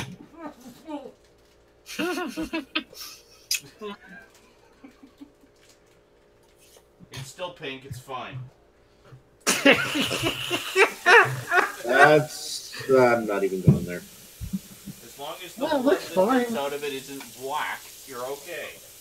I mean, sure, maybe it smells like death, but But hear me out. It It's not looks a nice, healthy, like meat. brownish gray. Oh, that's not good. I just What- can get right in there. Once it starts changing colors, it's time to put it in the trash can. Roll up. See, that's fine. Like, look at that. That color's fine. Oh lord. Good. It only expired yesterday. Just waiting for the purple. This is why you have awful shits. I Why mean, shit's advanced. Yes. but Oh I my highly recommend Brain Damage if you guys have it's super fucked up in all the great ways. It's so fucking funny in a darkly comedic, in really dark way. Like, it's really dark. You gotta be warned. If you don't like dark humor, you're probably not gonna like it. If you don't like dark humor, what is wrong with you? No, don't say that. Alright. Dark humor. So then for the pasta, pretty straightforward. I don't get there. into it, but that's okay. Uh, I know. water to boil first. I get it.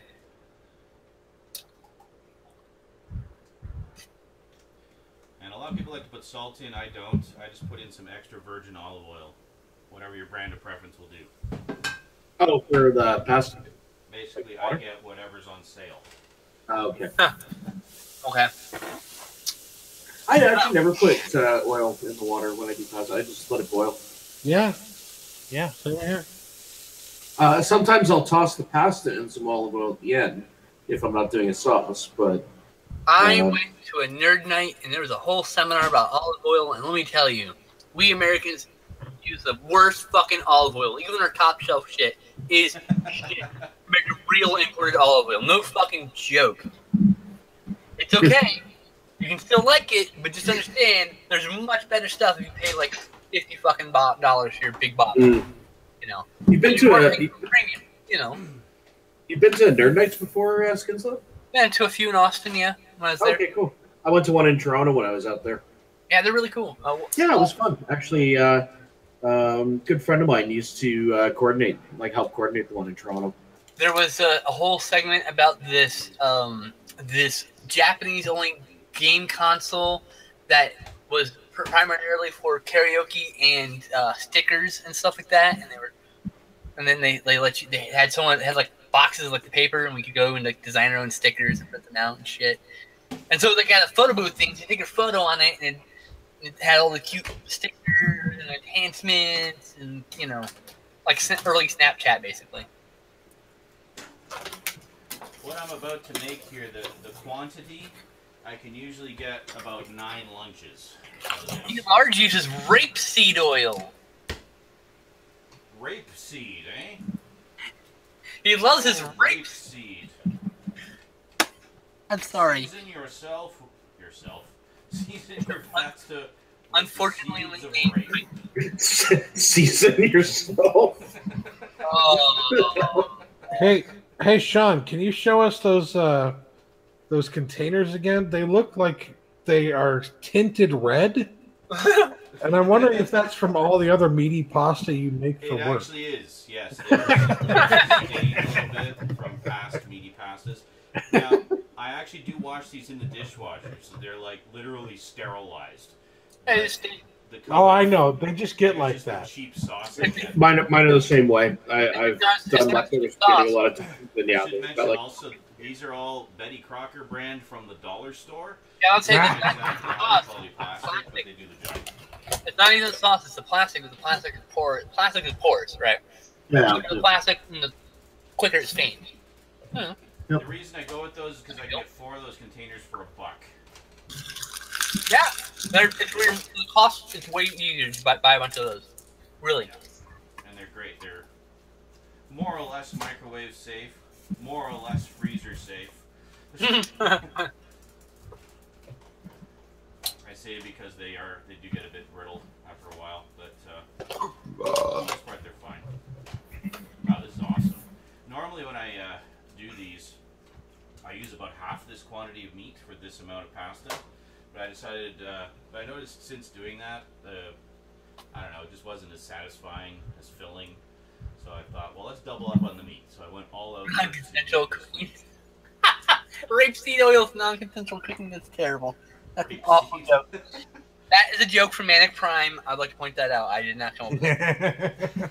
I do not endorse or condone this joke. And speaking of Game of Thrones... So wait, hold on. Rapeseed oil sounds a lot better than the other name that the Brits apparently sometimes use over there is the oil seed rape, apparently. I have heard that term, actually, yeah. I had no idea. That's weird. Anyway. Just a really... Why is the word rape even involved in this fucking oil's name? Why? I don't get it. I believe... What are you doing to your pasta? It's the rape seed. It's the rape seed guy, bro. There's an actual seed called the rape seed. Called... I think. I don't know. We don't really use anything with that. I don't think we use many things with that here. We might, and I just don't even know. Yeah, we might. I don't know. I'm an ignorant American. Hi. I too am an ignorant American. I love it. Oh yeah, this is fine. But see, that's the thing. We're in television know that we're not smart enough to know everything. And people who aren't smart think they know everything. Don't know any better because they're fucking idiots. Yep. I'll let you know if I get violent shits over the next 2 weeks. There we go. Duncan just said yes. It is an actual seed called rape. I worked with a guy like that who was like shits on a cooking show, right? Yes. That's how you win over the viewers. He just runs away. You hear Sean in the background. Oh! You shut the door open at that point. Or we should put a mic in the back so they can hear you groan.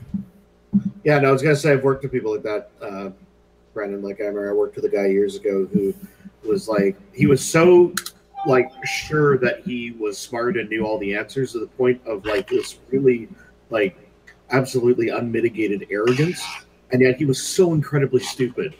I gotta be right back. I apologize. All right. No worries. Hey. But yeah, no, like I remember he was talking about how he had racked up like a bunch of credit card debt and then he just didn't update his info. And he's like, well, they can't find me because I don't have my information, so they can't even do anything. Like, yeah, okay, you've just completely screwed over your future, but you know, all power to you.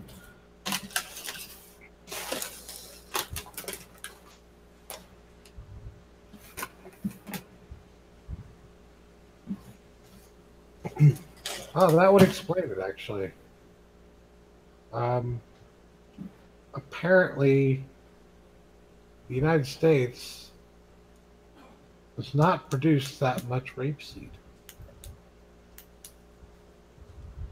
But you know top rapeseed producers in millions of tons. Guess who's number one? Germany. Logan No. Paul. Canada. Canada You can see that. produces more rapeseed than any other country on the face of the planet. Hey, dude, Even more just than gonna rape China. you right now. Seed. Yeah.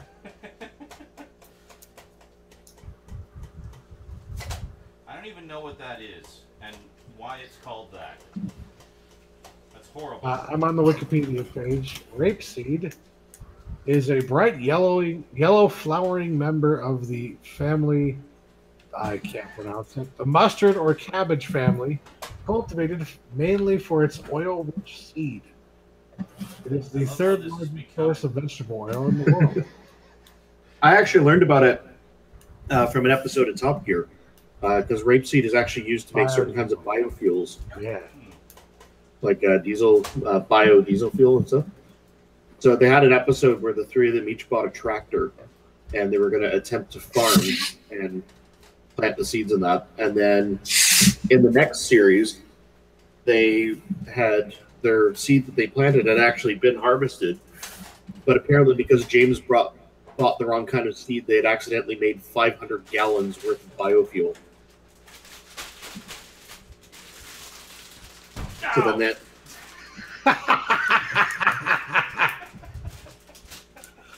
Excellent. What did you do? You have to wait to see. Just hold on. Trying to open the. Gonna go everywhere.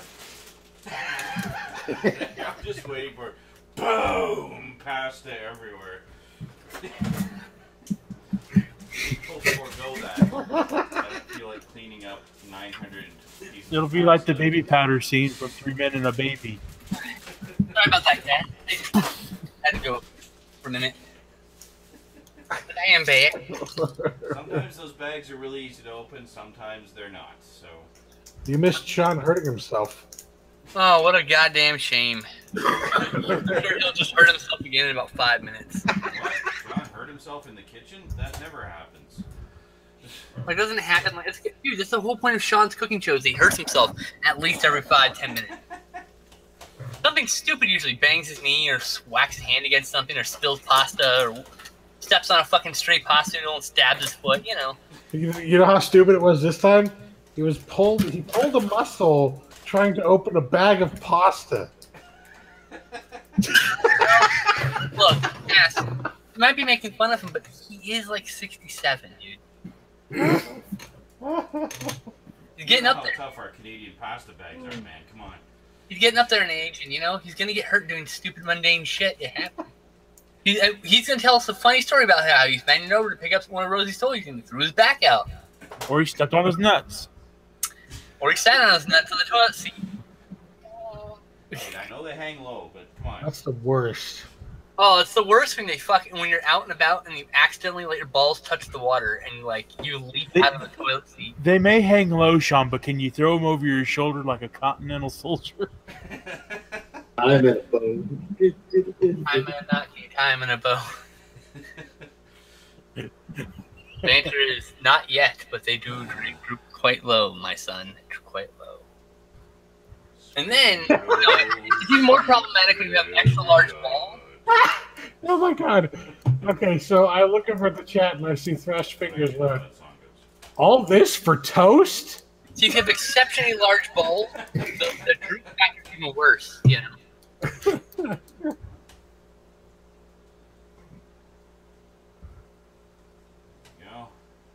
this smelling?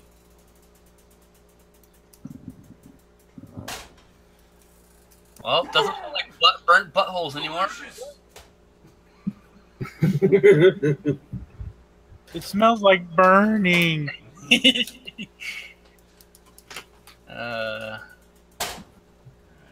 that. What? That's almost boiled. I don't know who the fuck they're talking about. We could talk about how they're doing a HD remake of Burnout Paradise. Oh, that guy. I should mention the spinach and cheese pasta sauce was actually a mistake. I meant to get 2 more basil and garlic. But, So these were in the same section, and I didn't pay close enough attention to the labels. That's okay. I like spinach. So, chat. Am I understanding this? John Paul Stewart played Alexander Worf's son, and he died at age 33. Is that correct? Someone want to confirm that's true or not in the chat? So I don't have to actually use Google because my eyes burning right now. They were kind of talking in circles about it, and I was kind of confused, and I want someone to confirm or deny what I just said. I have no idea what you're even talking about. Talk about the chat. Are you not paying attention to the whole chat? You're supposed to moderate? No. You lazy piece of shit. Alright, I'll leave that going. You're fucking chatting in it. What do you mean you're not? Why are you not following the chat? You're fucking interacting. The actor John Paul Stewart, who played Alexander Worf's son on Star Trek Next Generation. There's no punctuation, so I'm trying to. I wanted someone to confirm that's what they said. What? I'm thinking that's what they're saying, but I'd like. Okay, yes, that is correct. That's sad. That is sad. The guy who played Worf's son in Next Generation died at 33. It's young. Yeah, it is young. I'm like older than him. Apparently, Jerry Van Dyke died as well earlier today. Yes, I did hear about that. I didn't actually see that earlier. Well, the 2018 deaths are rolling in. Yep. Oh, he's in band problems.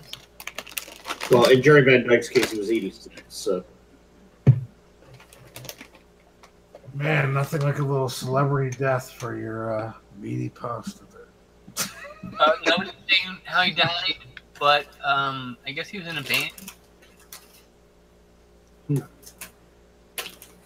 That's unfortunate, though. All the same.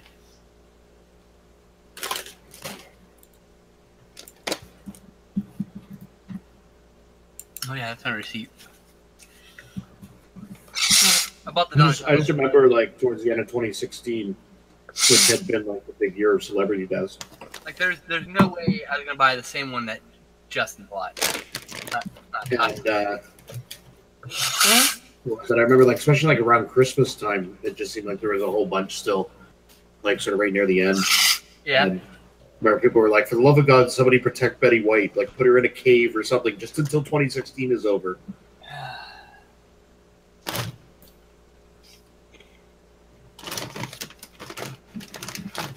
Most Americans use a toaster. Talking about toast. Hey, can you deny it?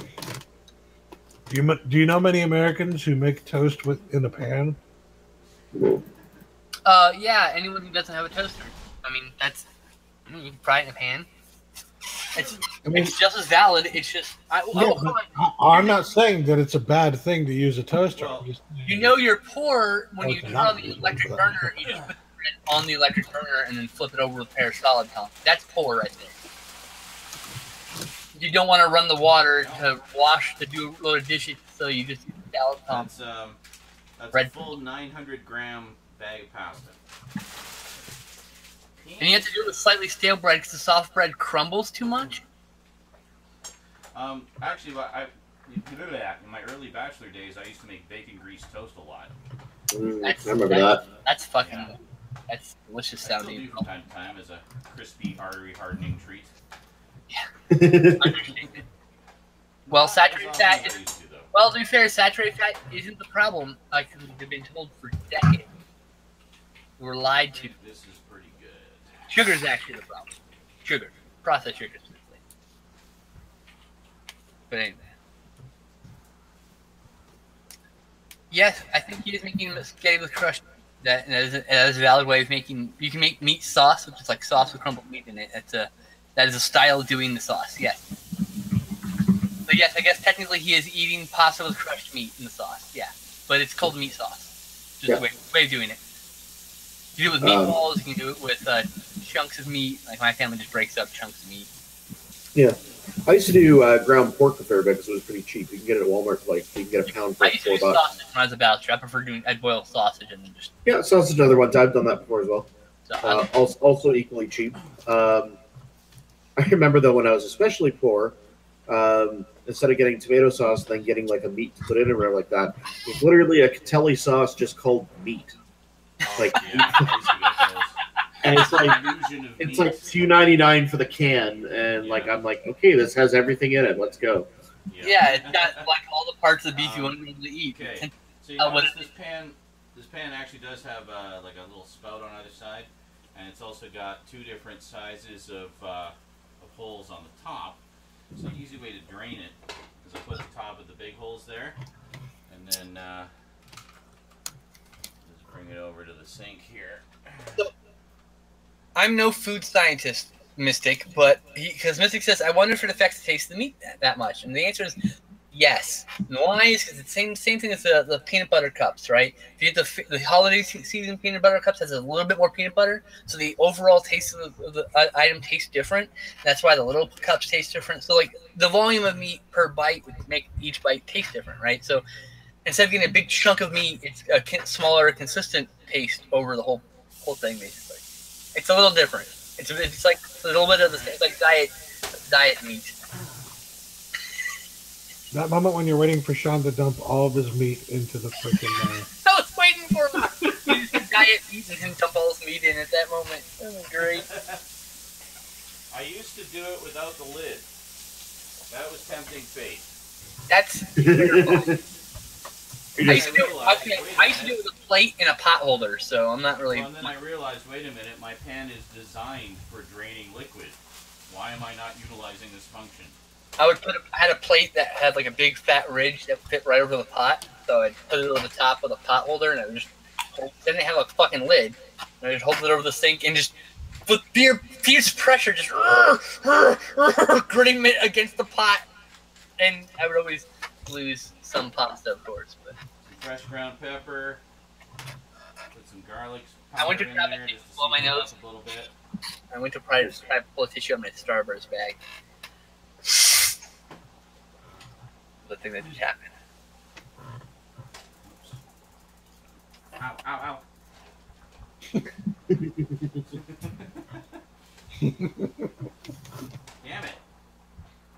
Ow, ow, ow, ow, ow, God. That really should be the main focus right now. We should be in the top left corner. Sean, next time you do this, you need to switch the crew camera and your kitchen camera. Trust me, you should be the star. So we should all be in the corner commentating about you cooking as the main focus. Nice ones. Wait, you mean this should be the big screen? Yes. The little screen? Yes. Yeah. Sure. I can do that right now. Yes, you should do that right now. That Do would be it. a much better entertaining show. Okay, hold on. Because then we're commenting on what you're doing, you're the focus, and we, then we're free to just make jokes about you.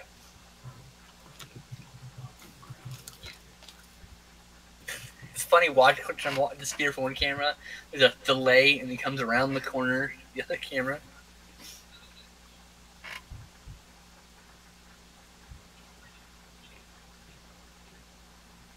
Ta-da! Live! Watch for a fire. Oh god. He moves us, and Justin reveals a giant gout of flame behind the camera. Remember that video where the guy was frying frozen fries? That's what I see happening right now. Oh god. I can't wait for the inevitable hot, hot, hot, hot, hot, hot, hot as he carries it across the kitchen or something. Fuck. Fuck. That's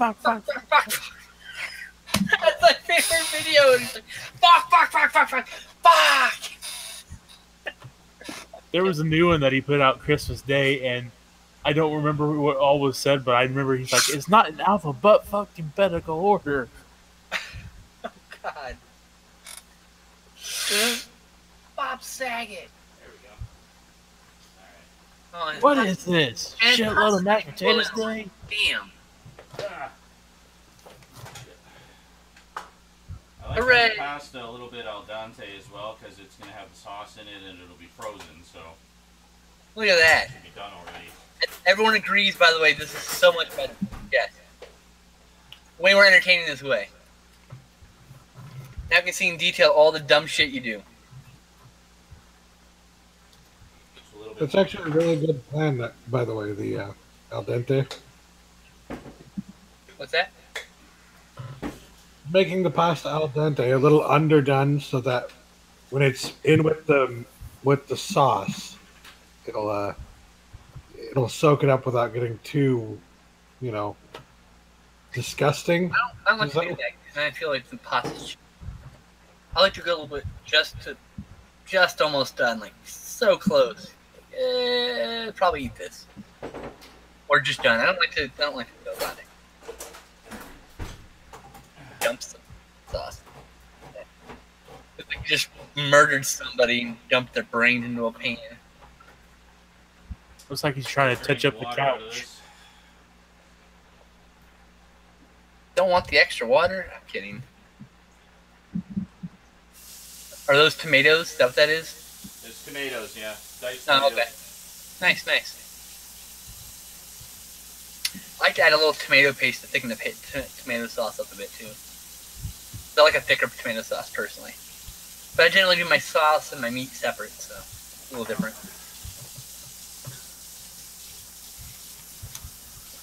Someone please make a gif of Sean shaking the sauce in the pan. Carlos is requesting that. Oh, hey. Switch the kitchen camera. That's better. And then put it to the A suggestion. Yeah. put it to the song, shake it like a Polaroid picture. All these in here. I thought it was better if we were Yes. watching the stream and commenting about it as opposed to us being the Gifts we have to make out of tonight.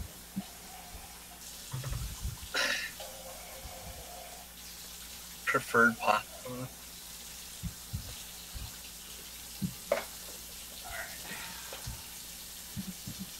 Now, quickly go over here. Oh.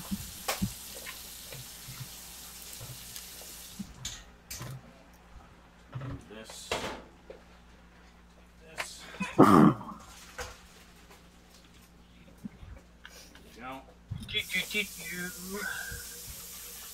Steam everywhere.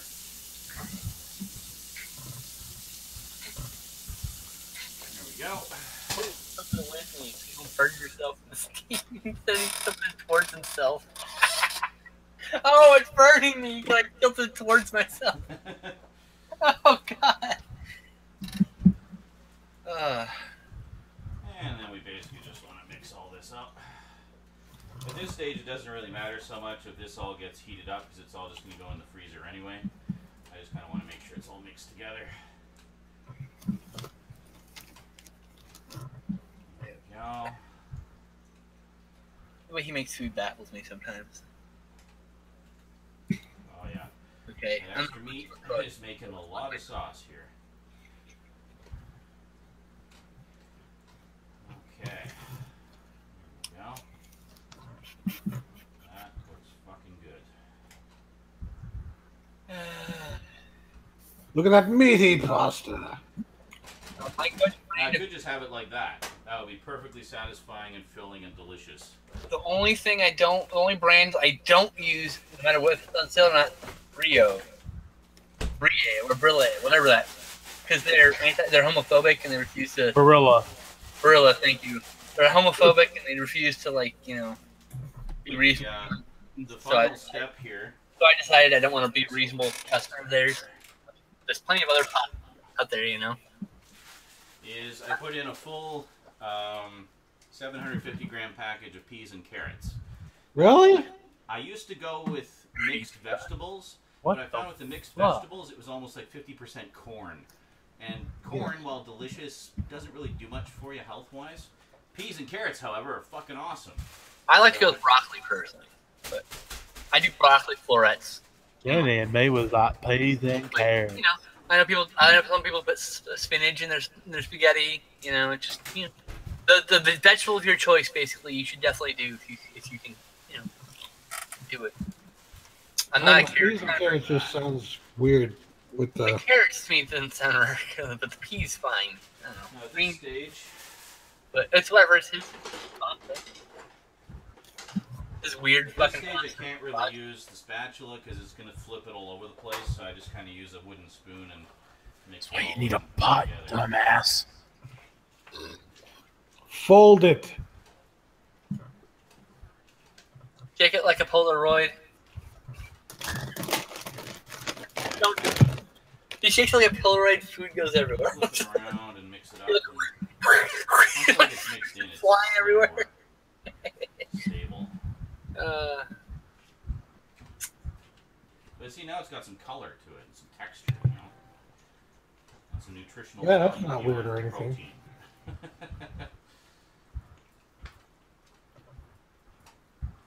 Mashed potatoes? Oh, I see. You're talking about you want peas and corn with meat. Right. It's like I think he moved the pot just off the burner he was using. It's just sitting at the back of the stove.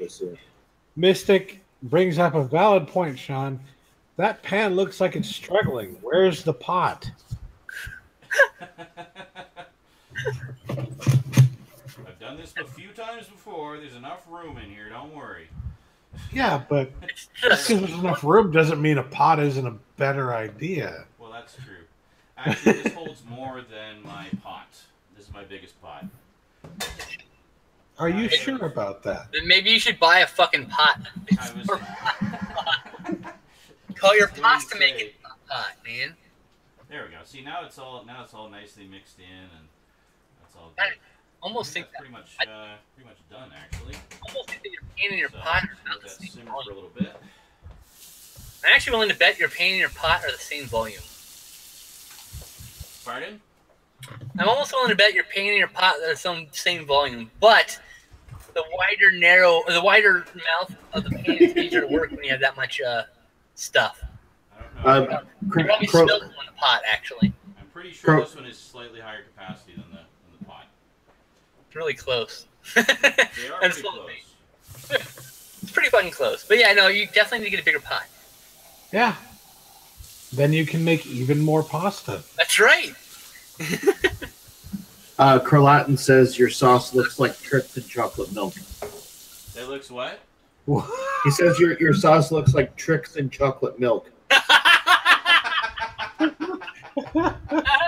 And almost as nutritious. It's Cocoa Puffs and chocolate milk. Yeah. Cocoa Puffs. Look at that. Look at that. Nothing. Great. It does kind of look like a cereal. Just I know. It's because of the camera, the angle, the light. It's funny. Mystic, I believe it is ground beef. Yeah, it's ground beef. Ground beef. Beans, chicken, beef, and pork. Blue cheese or fuck your mother. Anyway. I remember I was listening to like a news program with my boss, and we were driving somewhere, and there was a guy they were interviewing, and he was an Indian guy, and I mean he spoke a little bit of an accent, and for some reason when he said the word beef, he kind of got hung up on it, so he said it like beef. He's like it's a certain kind of imports, like chicken and beef. like, did we just hear that right? So it became like a running joke for a while. Where's the beef? The beef burritos. Alright, so you mix the chocolate with the cereal. Burritos.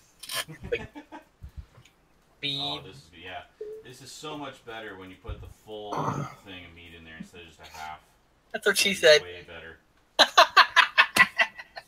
You need the full meat in there. Yeah, exactly. Yeah. Where's the beef? Mystic kind of raises an interesting point, because I guess this whole meat sauce idea is kind of new to him. In that he says, is it really that much different than chili? Similar concept, but the seasoning's a lot different. Yeah, the flavor is completely different. Consistency-wise, technically, no, that's like an Italian meat chili, essentially, I guess if you would. That's sort of what it is. Yeah, I never really thought of it that way. But I mean, you could also I like to put chili on burritos. Well, I guess, the main difference is no kidney beans, although you could put kidney beans in this if you want, and the seasoning is obviously different. They have beanless chili, to be fair, so. Yeah. But no, it's similar. Move this over a little bit. I don't think it would be the Where same. we are here. Hold on. It is. I actually made chili for the first time, like my own homemade chili for the first time last week. Nice. What It Justin? It was kind of a cheater chili because you actually use V8 as the liquid base. It kind of look like a big pot of cereal, doesn't it? But Sorry. It does, yes. I see your face, Zach. It actually wasn't all that bad. I would still try it, but that does not sound good. So V8, I cannot. Hang on. No, I cannot stand drinking V8 on its own. But mixed in with the seasonings and that, and just giving kind of a liquid to the chili, like it was fine. It didn't dominate any of the flavor, really. One thing I have done in my bachelor days is just make some pasta and get some of that canned chili, like stag chili, and use that as a pasta sauce.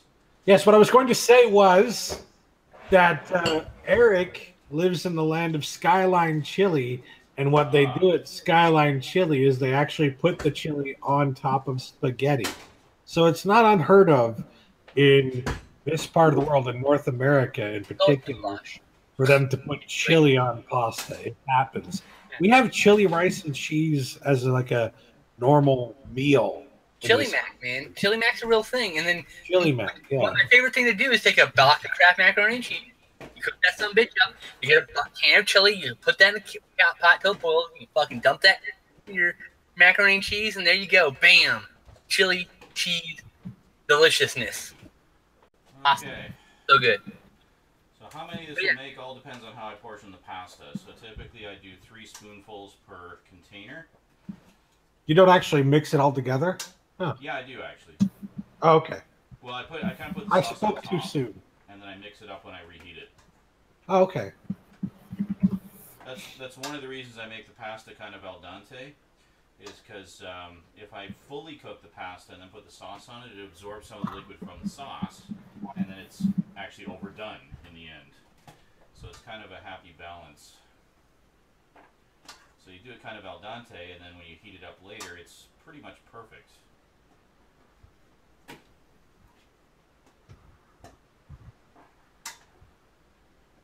I've worked it out where basically you want to get the pasta up to that line of the container, and that's What These you're are doing is deceptive as well. They look like they don't hold as much as you would think. However, one of those containers will completely fill one of these Dragon Balls. So that's how much is actually in those. And those Dragon Balls are big. They're like bigger than an average soup bowl. what Sean is doing here is also known as food prep, and it's become this huge thing. So you should do this like weekly for Twitch. I've actually, People over the will past couple watch. of years, I've got in the habit of doing this on a regular basis for my lunches. And A, it saved me a shit ton of money not having to buy lunch at the cafeteria all the time. And a little bit more in there. And B, it's great because this food is better than what you get in the cafeteria. And you know exactly what's in it, and you can have as much or as little as you feel like, you know. And in the morning, like usually I'll come home from work, and I'll grab one of these out of the freezer and put it in the fridge to partially thaw overnight. And then take it to work with me in the morning. I don't even put it in the fridge, just keep it in my bag. And then by the time lunch rolls around, it's still partly frozen, but enough that it heats up really fast. My internet did that thing that once a month it decides to shit the bed for about 5 minutes. Damn. And it looks like we're gonna have. I was like, it's like a robot in the hangout. I was like, oh no, everything just crashed. Never mind. I was like, damn. I think was. we got enough for 10 here. Holy cow. That's 10 That's like a lunches. week and a Literally half. 2 weeks worth of lunches that I just made right now. Hey, Dad, are we doing D&D tomorrow? Do you know? Think so. Portion this Okay. A little bit. Oh shit. A few more. All right. We'll grab one more container.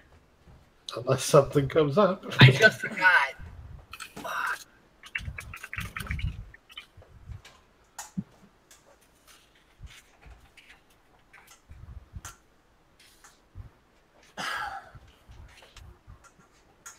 There we go. And now the sauce. Oh yeah. Oh, look at that. Look at that. That's so good. I've made pretty much exactly this many times. And usually 2 scoops of sauce. And that's tons. Yeah, I've kind of started doing similar. Like, I don't quite do like prep a whole ton of meals at once, but 2 heaping spoons of sauce. for the last sort of year and a bit, I've gotten in the habit of, like, even just when I make dinner, I make extra and then I have some to take for my lunch the next day, which is something I never really did a whole lot of before then.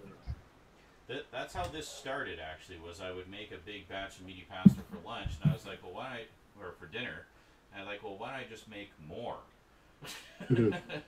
And I'll have like a big heaping bowl of it for dinner, and then portion off the rest for lunches. When I was doing that, when I first started doing that, I would get maybe 4 or 5 lunches out of a typical batch, and then I thought, why don't I do even more?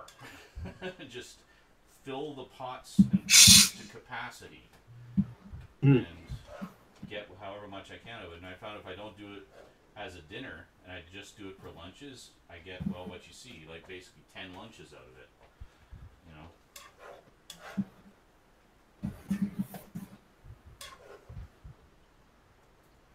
No.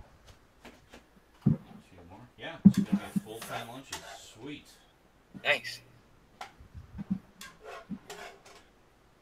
some good hearty winter food right there. Yeah, totally. Yarp. And then whatever dribbles are left, we'll just kind of portion it off to the ones that didn't quite get as much.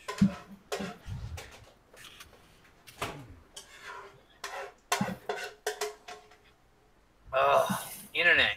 Oh, Yeah, a little bit, why are you Work doing with wrong, the internet? What the fuck? Never have fun. more in there. Like, why do you hate the internet? Why? Ah,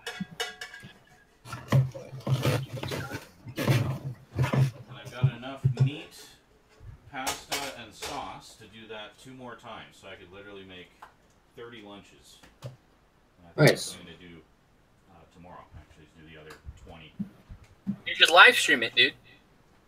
Maybe I will. Why not? Cooking Hang with out, answer Zaranyzerak. questions, and cook. You know? And if you're going to be primarily in there, you can actually set up you can set up differently too. You should also be able to pull up the Twitch app on your phone, and then you can just keep track of the chat on your phone. Yep. So that is true. You can do that too. Oh yeah, I forgot he has a smartphone now. It's a smart device. I was going to send him give an a old little shake, just smartphone kind of level everything off. like that, but he got one eventually anyway. And that's good. I mean, every one of these has like some heft to it, man. I mean, that's going to be a good hearty, filling lunch. Everyone really wants you to do that tomorrow, by the way. Okay, then maybe I will. Yes, do that tomorrow. Yes. The last step is Sean doesn't have a smartphone. Sean has a smart device that he uses, so he can use apps and stuff. It's a phone. True. Yes. I got a new one. I got an upgrade. Really? Is it an actual phone? Do you have a phone number now? No. Still just Wi-Fi. Okay, just checking. So it's still just Wi-Fi. Last step is I put some fresh ground pepper on top. 8 turns of the thing I find is a good amount. He's got it down to a science. Yep. I've done this a few times. A little bit of trial and error.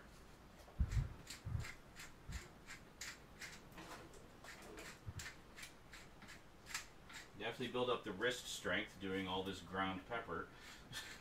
Oh yeah, that's what builds up the wrist strength. Yeah, that. Guys, this is my brother. But, You know he jerks off. That's how he does it. Come on. Well, yeah. Just like everybody poops, everybody jerks off. I don't. That's the adult sequel. First, you grow up learning everybody poops, and everybody jerks. Yeah. Good evil coming out of your ass. Dale asks if it's tomorrow, what time would it be? And the answer is he doesn't know. He's going to do it. It's like it might be in the afternoon for all you know. It doesn't fit properly. There's a few of those. Depends on his schedule and what he feels like doing. Oh. Slight warping, I think, from all the microwaving over the years. I guess technically I actually had a pickup this week. Oh, now you mention it. I didn't realize, but right here, speaking of smartphones, I got a new phone. Oh, my new phone comes in. I got the LG G6. Nice. Yeah. Screamed a good deal on it, actually. It was, they changed it recently in Canada, so when you do an upgrade, depending on how much you add on to your plan per month, determines how much of a subsidy you get on the phone. So obviously the idea is paying more per month, you get the phone for cheaper at the onset. So like how Fido does it, who I'm with, they have either you have a small, medium, or large plan. And so like the large plan means you can get like Samsung S8 and stuff like that for minimal price, but it adds a fair bit on your plan per month. So yeah. Anyway, so this one was it was free on the medium or large, so obviously I would have done the medium, but on the small, which only added, I think it was $10 a month to the base plan price, or actually it was $5 a month, I think. But whatever it was $119 was like the thing you had to pay. But I had a $50 credit with Fido to oh wait. Jesus. Jesus. Ow. Sorry. Oh my god. You won't be able to see this very well, but now I put it all in the fridge. Crap. I don't have room in the freezer. Okay, bread can go to the deep freeze. Fried chicken can go to the deep freeze.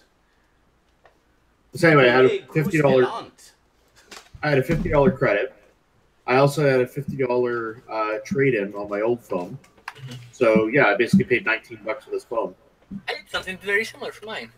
Yeah, and the new plan, they actually had to put me on a new plan because I was on a bring your own phone plan before.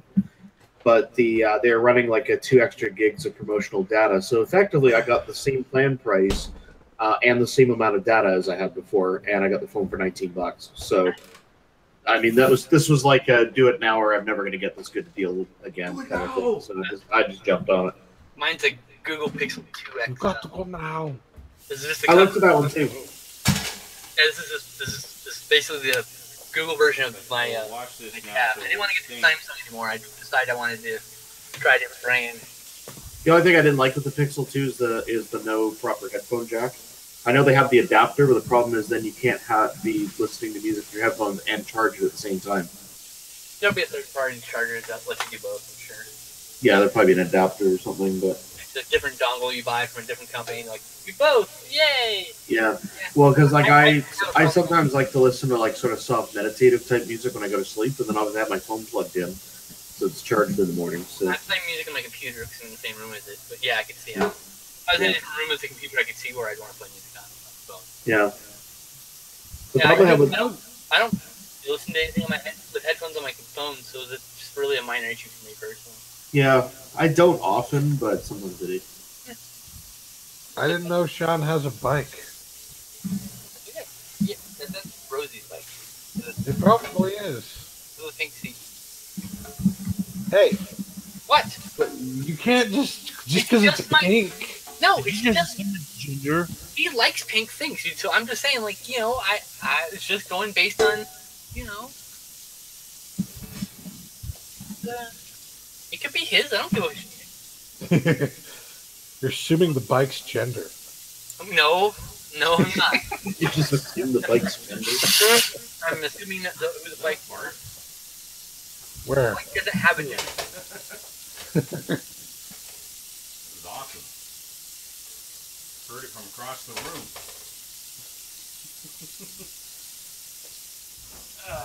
Fuck. John, Huh? whose bike? What? Whose bike is that? What's going on? The bike. Whose is it? Whose bike? Oh, that one. It's Rosie's. Told you. Okay. Fuck you, you A judgmental friend prick. of hers at school gave it to her. Oh. Because the friend of hers at school was apparently getting a scooter and didn't need it anymore. So she was like, "You want my little bike?" Yes. She's gonna give it to somebody else, and they was like, "Nah, I don't really need one." Rosie was like, "I'll take it." Yeah. That was a good deal. So I went to pick her up at school one day, and she said, "Oh, by the way, Daddy, I have a bike." I'm like, okay. I guess we're going to figure out how the bike rack on the bus works today. Do not forget it, because that would suck. They're super easy. No, not forget to, like, you know, get the bike off it and drives away. Oh, you just get out the back door. Bye. Wait, Bye. buddy! No! Good luck. Oh, well, you can ride home then. See ya. Wait, I haven't learned how to ride a bike yet. Oh. Well, I guess. I remember the first generation of the bike racks on the buses. Like you had to put like a thing on each tire, and then you had to go into the driver, and he would like hand you a set of straps, and you had to hook them onto a certain thing, and like this was a convoluted thing. So then what they came out with the next generation ones was like the spring-loaded thing that just fits over the front tire and just holds it in place. Yeah, Now it's pretty. now It was pretty easy. forks, just stick it right onto and folds up and call it a day. So I used to do that all the time when I was in high school. I used to, because that walk that we've talked about before, like the bus stop was like a couple of miles away from the house. So I'd ride to the bus.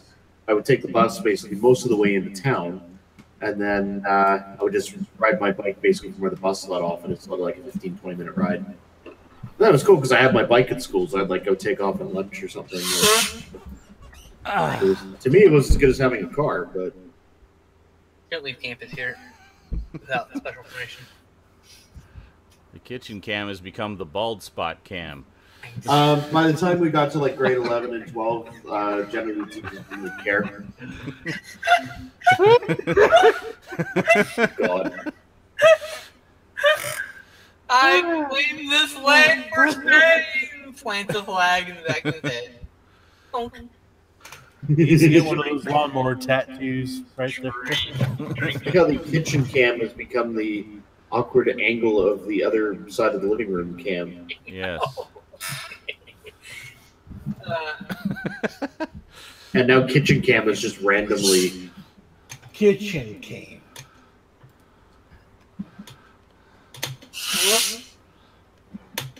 Hey, that's not a kitchen. Yeah, they sent me this protective cover for my screen. Damn. Like, oh, A can. phone. They gave me a piece of glass Awkward angle. for some reason. There we go. It washes in with whatever's above your monitor. Unfortunately, you can't really read the cam. Awkward angle cam. Awkward angle cam. It just looks like awkward angle cuff. To you. Uh-huh. I think cam. There we go. Oh, you're behind, I guess. I don't know if that's your fan or what that is above your. Fan. Oh, it's a calendar. And now it says with the calendar it says it says awkward angle camel. Awkward camel toe cam. Awkward angle camel. There's your first emote. Awkward angle camel. It smells like meaty pasta in here now. It's delicious. Why is that? I don't know. It's almost like I made a bunch of meaty pasta. Or something. Meaty pasta? Pasta. Pasta? Remember, I used to get flack from you guys all the time. How come you say pasta? It's pasta. It's pasta. Like, well, yeah, if I want to sound like a pretentious fuck, it's pasta. Pasta. I'm gonna go down and make some pasta.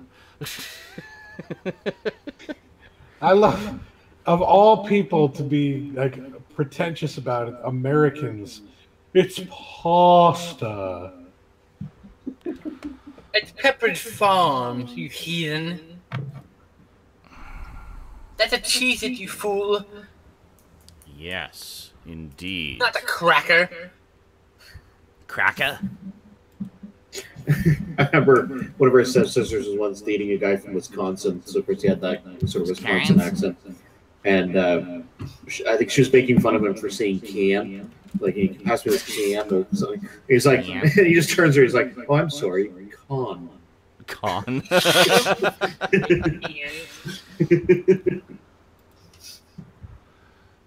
Excellent. So the Cannes Film Festival? The columns. Yeah, Major Matoka says all Z needs is to be like AI Chan playing video games, and that will bring his horror games to the next level. Yes. I was saying, yeah, it'd be great to have like the cute little anime waifu character getting all scared playing playing horror games with my voice coming out of her.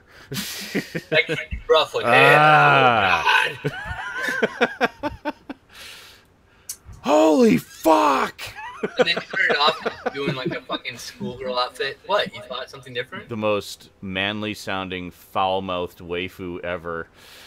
Jesus fucking Christ! Aw, she's so cute. When she gets scared. It's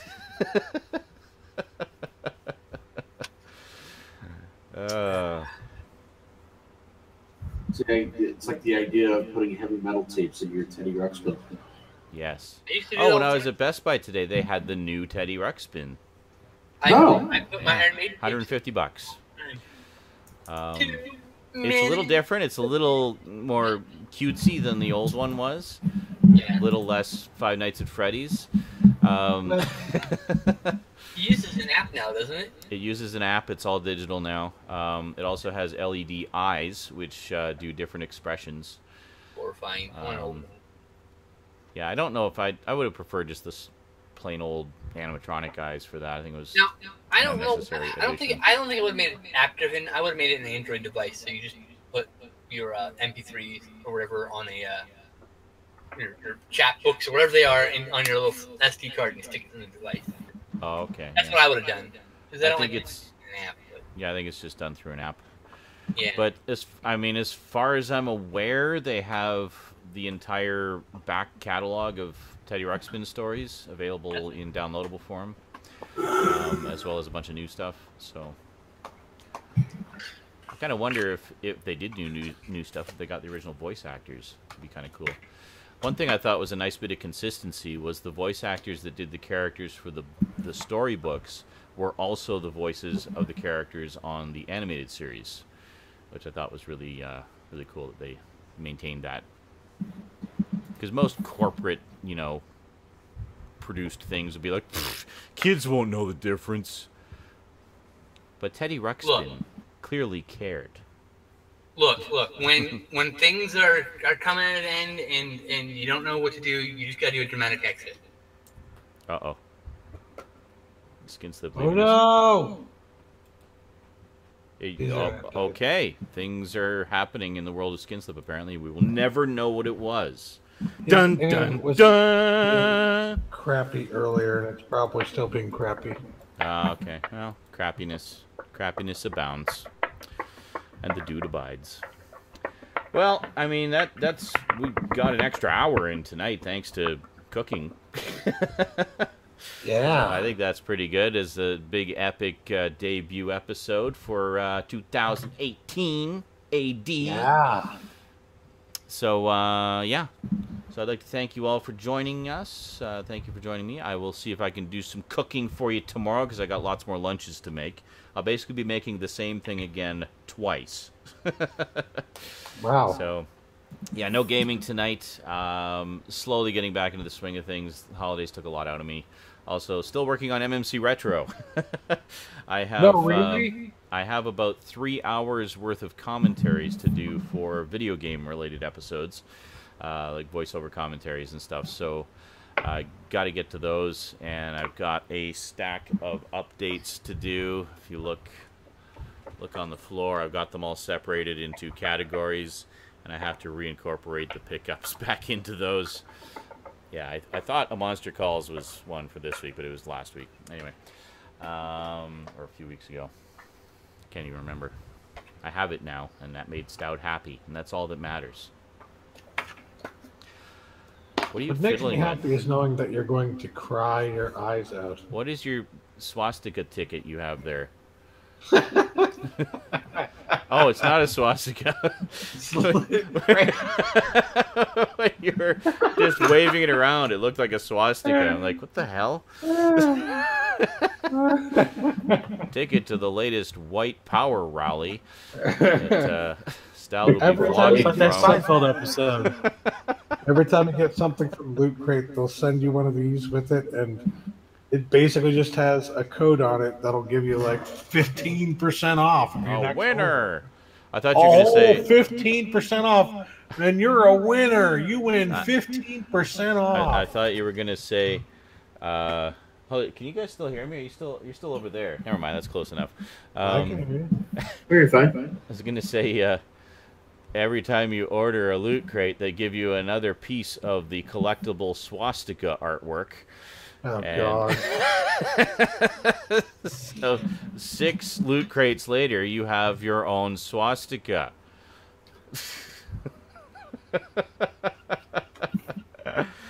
On that note, have yourselves a wonderful week, everybody.